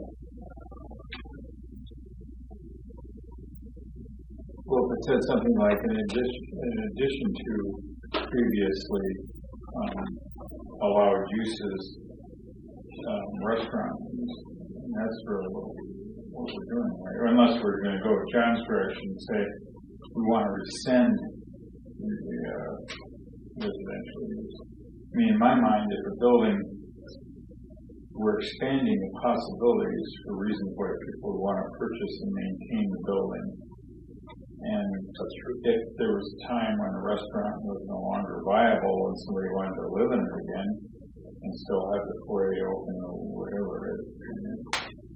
I agree with that. We have existing uses, but let's expand what can be done. And it's like I said, if market forces dictate something else down the road, then you can fit it back too. So yeah, I would just maybe want to see a little bit of rewording in that 1A to make it clear that we are expanding the uses to commercial, retail / restaurant. Maybe getting the word mixed use, making it clear that it's an expansion. If I mean it. Maybe that's two sentences. So to say, and we want to do this other possibility. Yeah, and the document will be reviewed by the city attorney. So you don't have to become attorney? We don't, yeah. I'm kind of busy tonight. But as far as on our team going with the spirit and intention of what we're trying to do here, it seems like we're all kind of on board that adding this use of a restaurant is something that we would be comfortable recommending the city council.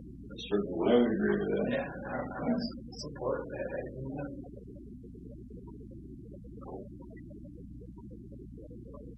So there's a few other covenant changes.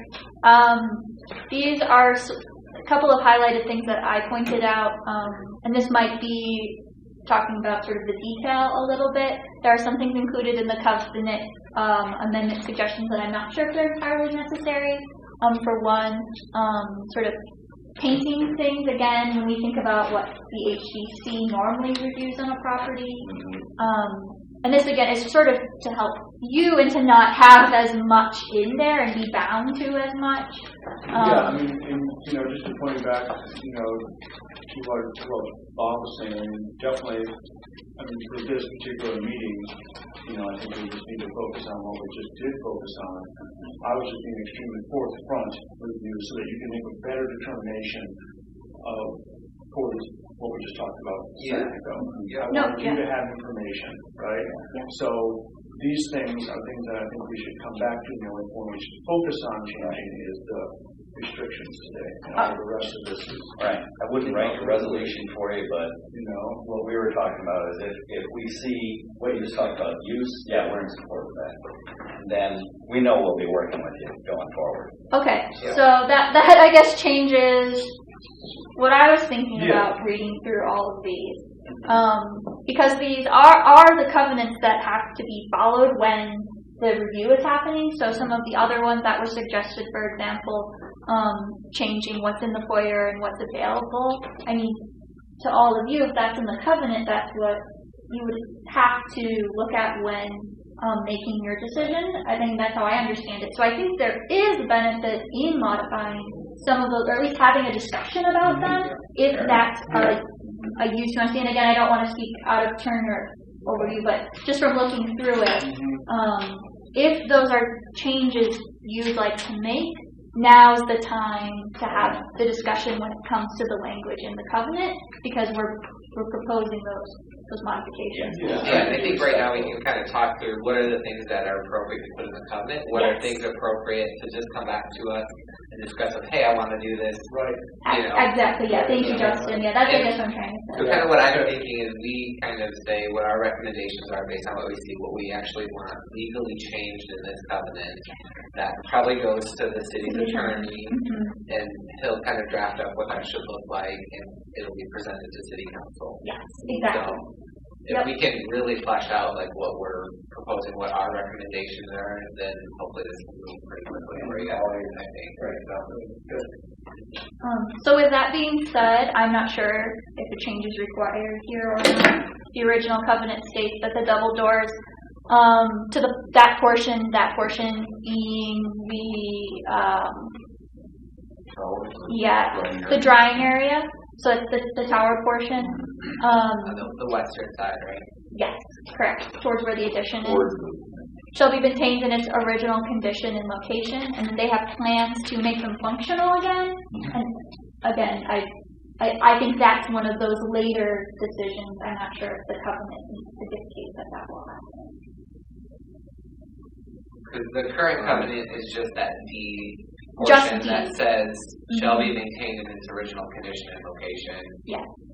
So the argument is under that would probably include being able to operate them. Yes. It's kind of maybe we don't need to spell that out here because I think it's not a dramatic enough. But I also can't think of a time where you've said to one, don't make that operate.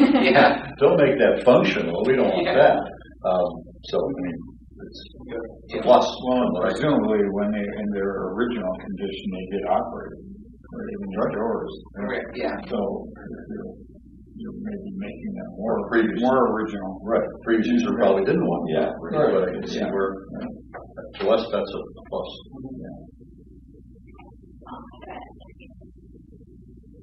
So now we're moving to some of the interior improvements. I understand this is a little outside of what you as the Historic District Commission normally looks at.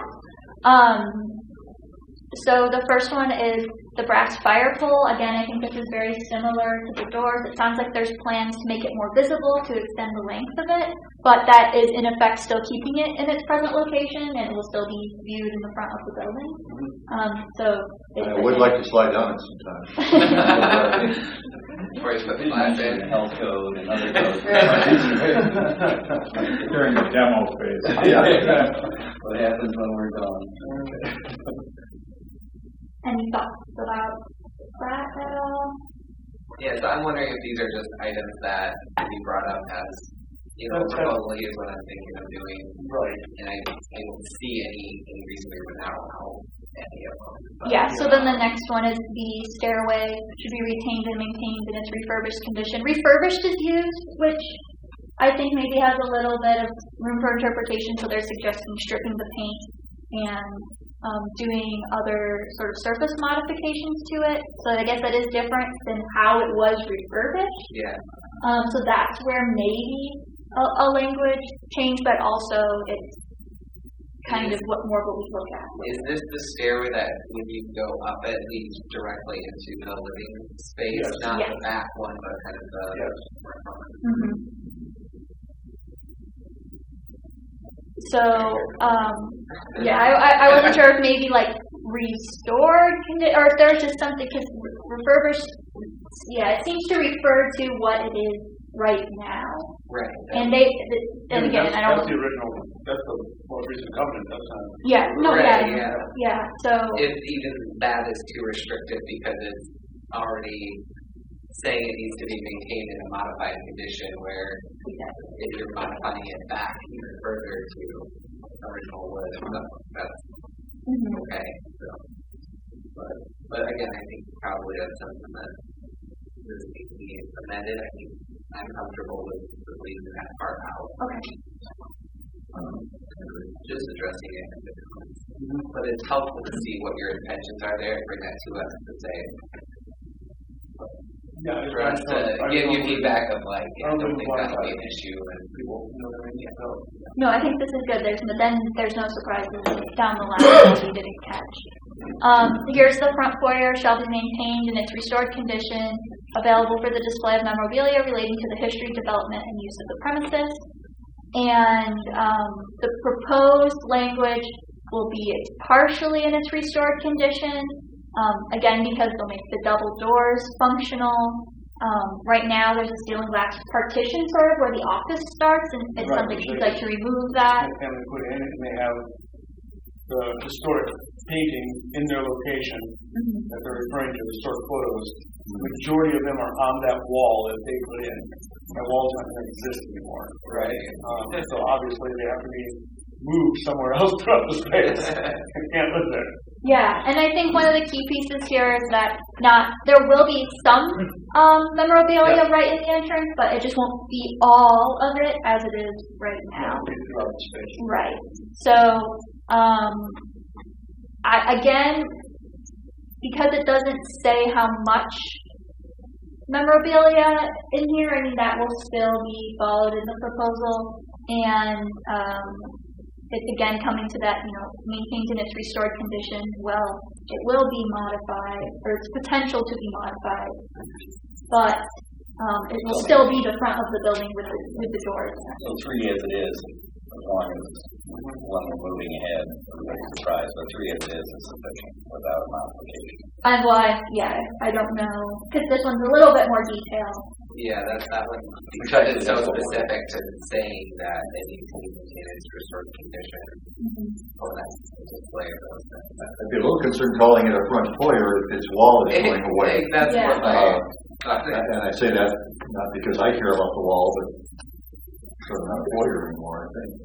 Yeah, it's still going to feel like a foyer based on design. It'll have, we're either doing kind of it doesn't matter, but it will be separated from the space. Right? And it's still going to be a place where people check in, they're going to do coat check, they're going to be able to mingle, they're going to sit on benches, so on and so forth.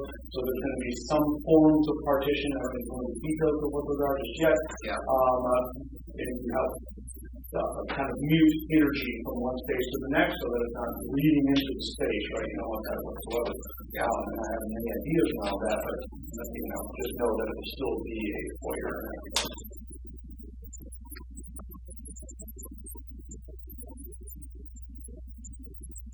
But I don't see any issue with adding that language to it, and it might be helpful in kind of clarifying some of that. Okay. So that's my opinion, though. That's what I could see the value of including that, just because it is changing something that was very specific at the time. And maybe some clarification on whether every piece of that memorabilia has to find a home somewhere in the building, or whether we feel otherwise about it now. That's something that may have changed since. And the memorabilia will come up again in another. Okay. So that might be addressed in. Yeah.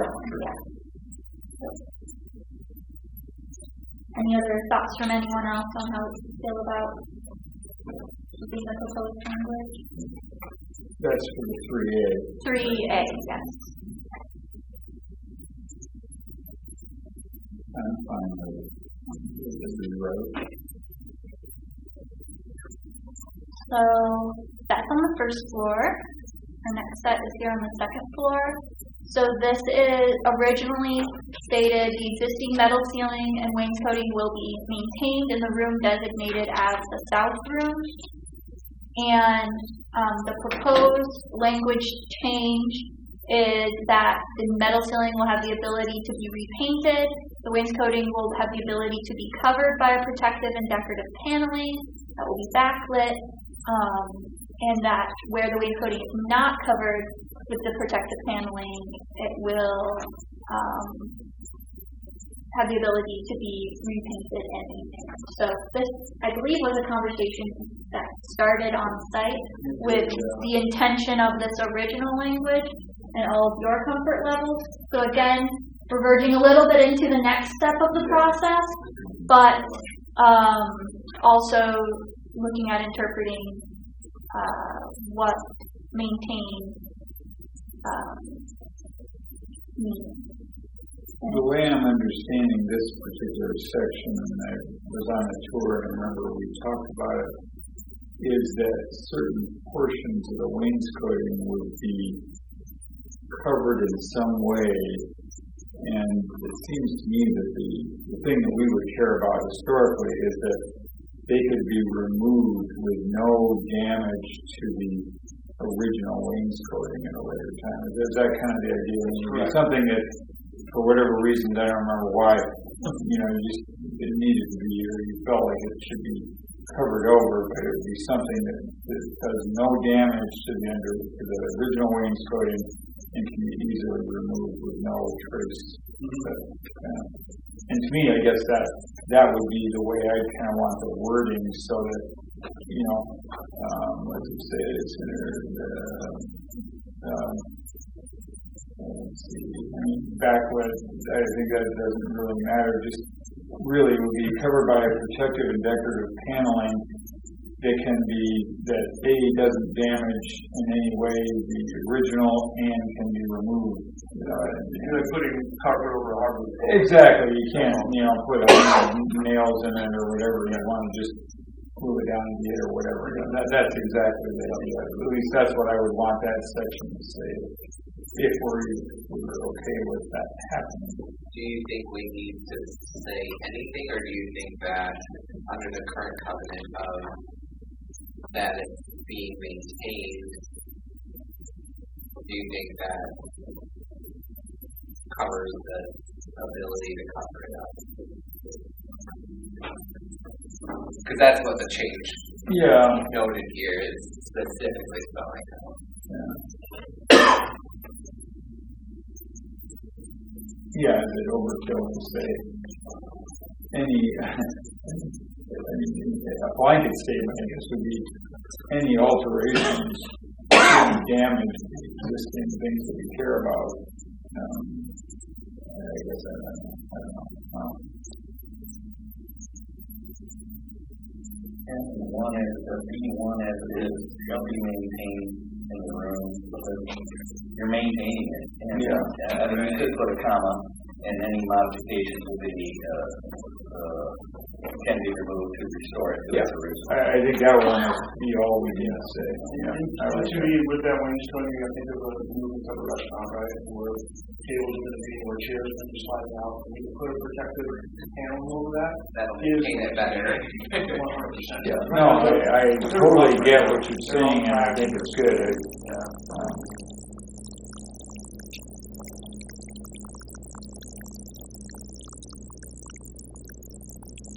So do you feel that maintain includes that? I feel like we'd be okay with not amending that, yeah.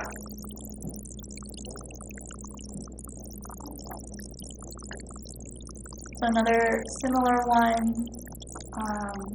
the area designated as the north room shall be painted and maintained in its restored condition. And well, I guess this one's a little different. The proposal has sections of the drywall and plaster being removed and exposing some of the brick facade, and then repainting, which would include the ceiling and sections of the walls. So it's a little bit more structural, though if it's drywall, it was definitely added later. The residence upstairs is, Yeah, they built out that whole frame. thing. It's just interesting that they specifically spelled out that room should be painted and maintained in its restored condition. Yeah, it's as only opposed- two rooms in the upstairs, the only two they talk about. Yeah, as opposed to what would Yeah, have been the so- alternative there? When I've dug back into how this process went the first time, it seems like they took things that the Architects Collective, which is who owned the firehouse before, the Smiths did. They took the things that they did and made, and so that's why the staircase is Grandfathered that in, mentioned. or- Yeah, so they included it as, these were, in the original covenant, which I apologize, I should have included a copy of it, had things that would be restored, and then, so I think that's where maybe some of these are coming from, that work was put up into the building, and yeah, just over time, those changes.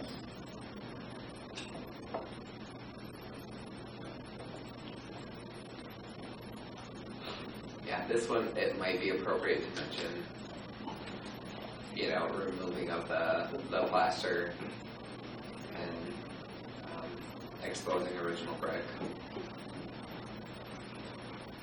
I think it's very clear that we expect that area to change dramatically. We have no expectation of maintaining the apartments or.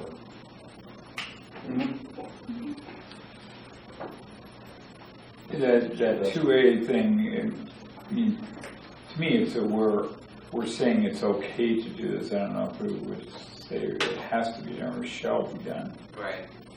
We're just saying an allowed, let's see, shall be paid and maintained in its restored condition, but may have modifications including removal of drywall or whatever. Would it make more sense not to have anything designated for the north room? Yeah. Like, yeah. Maybe just remove Remove that? Remove number 2 entirely. Yeah. Instead of adding more to it. Yeah. Good point. Yeah, we're not trying to create. Yeah.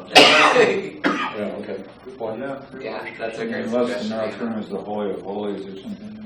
Yeah. What went on in the north room shall not be touched. Did the minutes reflect that? No.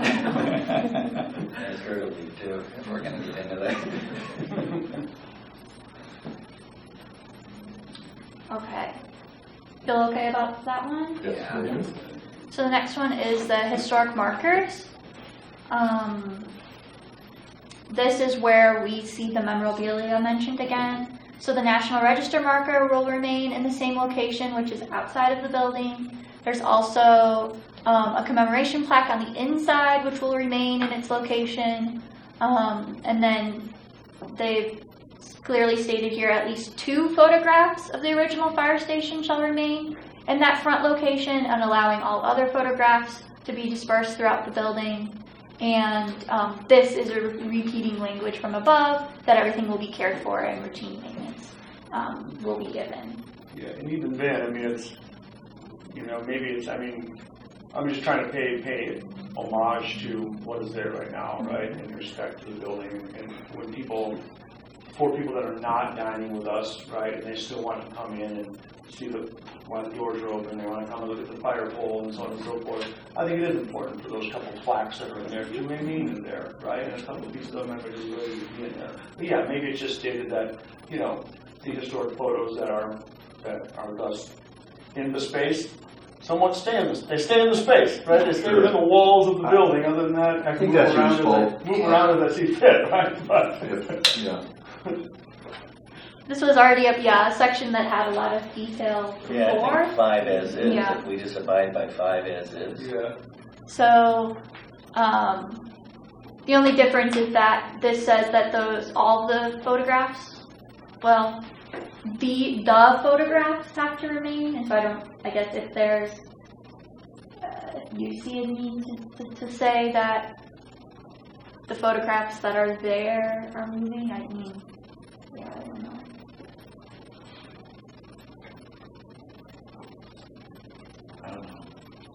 I feel comfortable with adding that, and I think it's appropriate with how the use of the building is changing. Mm-hmm. That foyer doesn't necessarily need to be everything contained in there, but I like that you're spelling out a couple key things that will still be contained there, with giving you the freedom to kind of disperse it throughout the building to create that whole kind of deal, because the whole building is part of it. It's not just that foyer, right. It's the whole building. Mm-hmm. So 5A as is looks good too. Looks good to me. Any other thoughts on 5A? I like it. I think it's a nice gesture to say that all of these things will be kept somewhere in the building. Each of them, I think, could mean something to one person. Isn't here in the room right now, but that person will like knowing that that's somewhere in the building. You can go on a little treasure hunt and find it. And then the next one we have is the tour of the premises.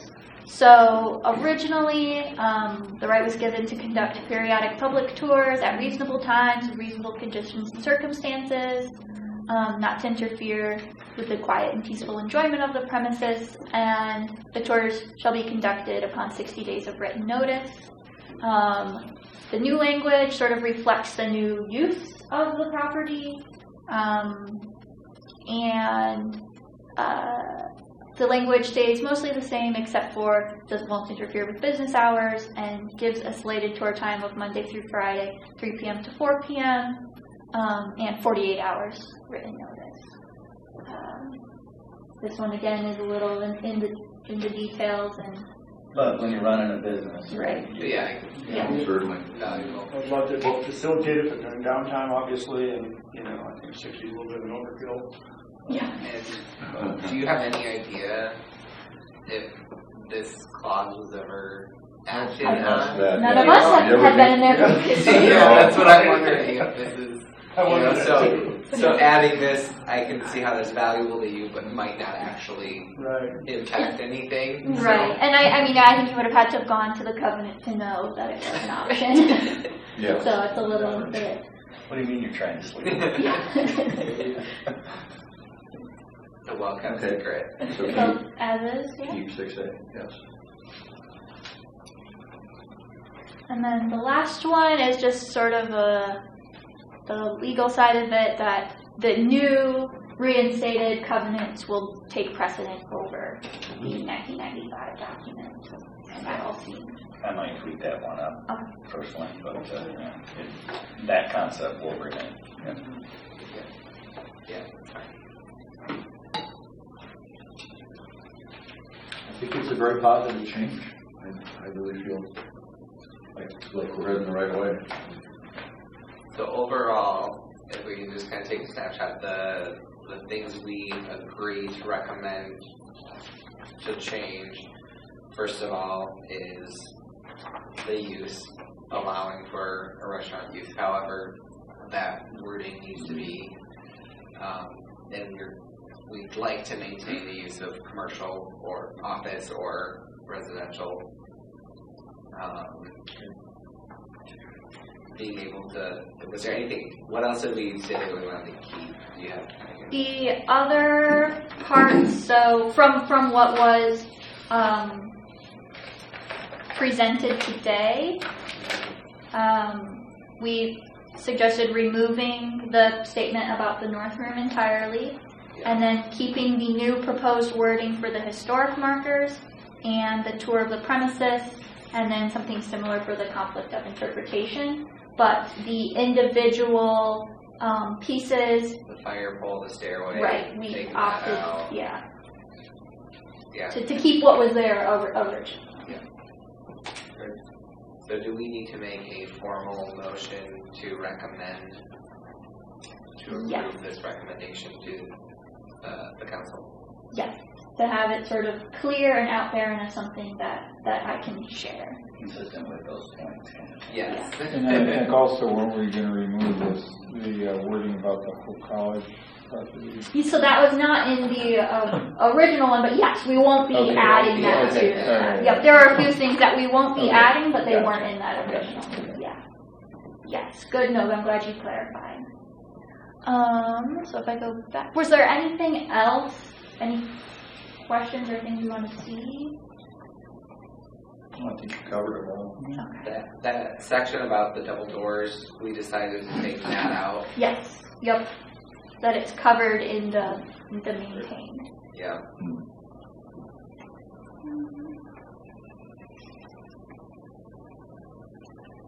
So this is the proposed motion language that I've put together, and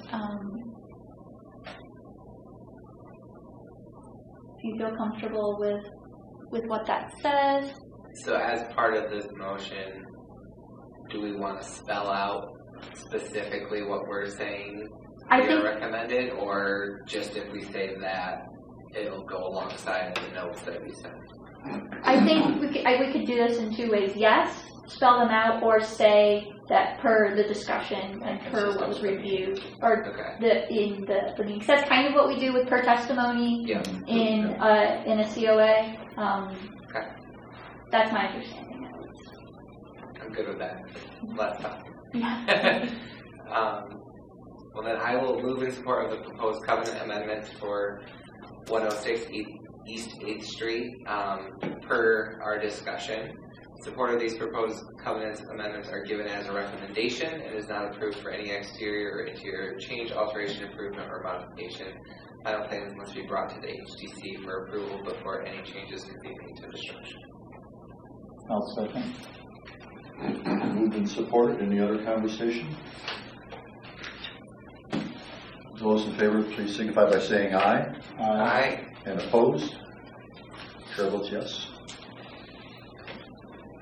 Great. Thank you. All right. Easy Good task. luck. Going in the right direction. My mouth is watering. One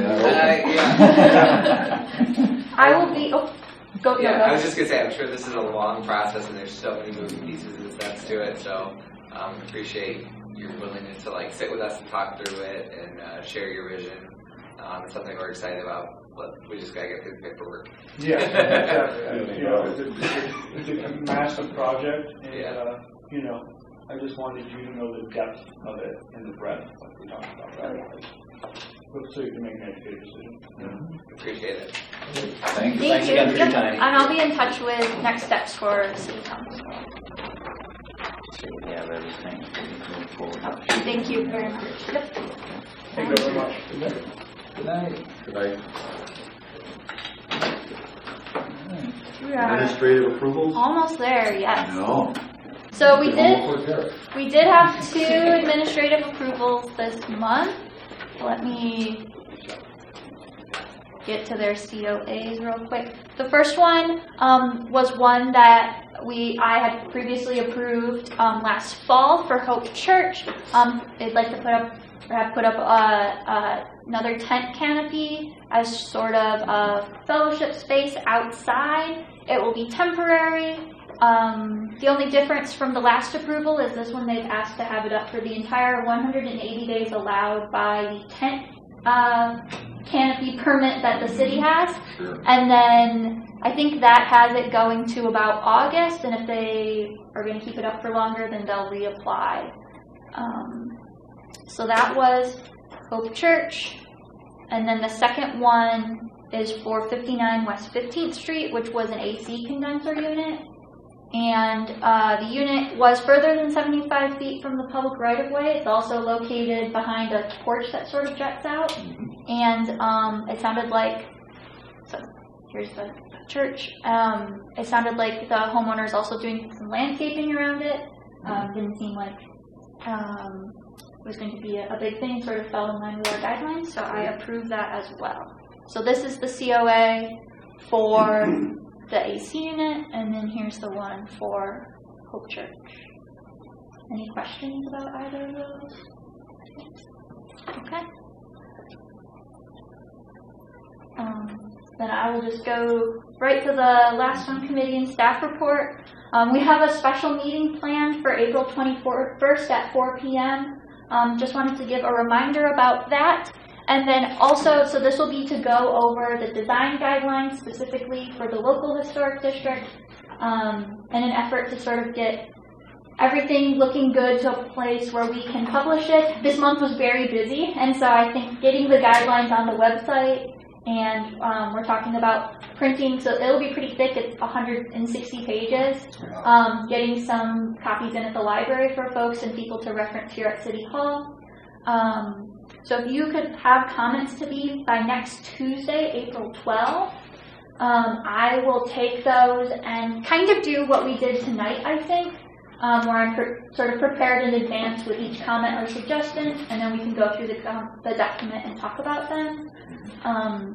We'll be meeting upstairs in the new third floor conference room. This room will be occupied at that time. So that's the only other change. That document is in our email somewhere, right? It is. I can resend it as that well. Might be helpful. Yeah. Resend, yeah. And to also let Nick and Kim know the comments and when to get comments in by. Yes. Would probably be helpful for them to. And then I don't remember what version I sent before, but I'll send a Word doc and a PDF depending on what's best for you. Word, you can insert comments directly, or PDF, you can add on to them, just to give all of you options. And whichever way works best for you works for me, and I can give myself about a week to put it together. Perfect. Thank you. Yeah. Any other questions? I think so.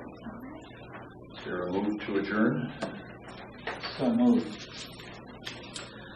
Support? Those in favor say aye. Aye. Opposed? Thank you. Have a good evening.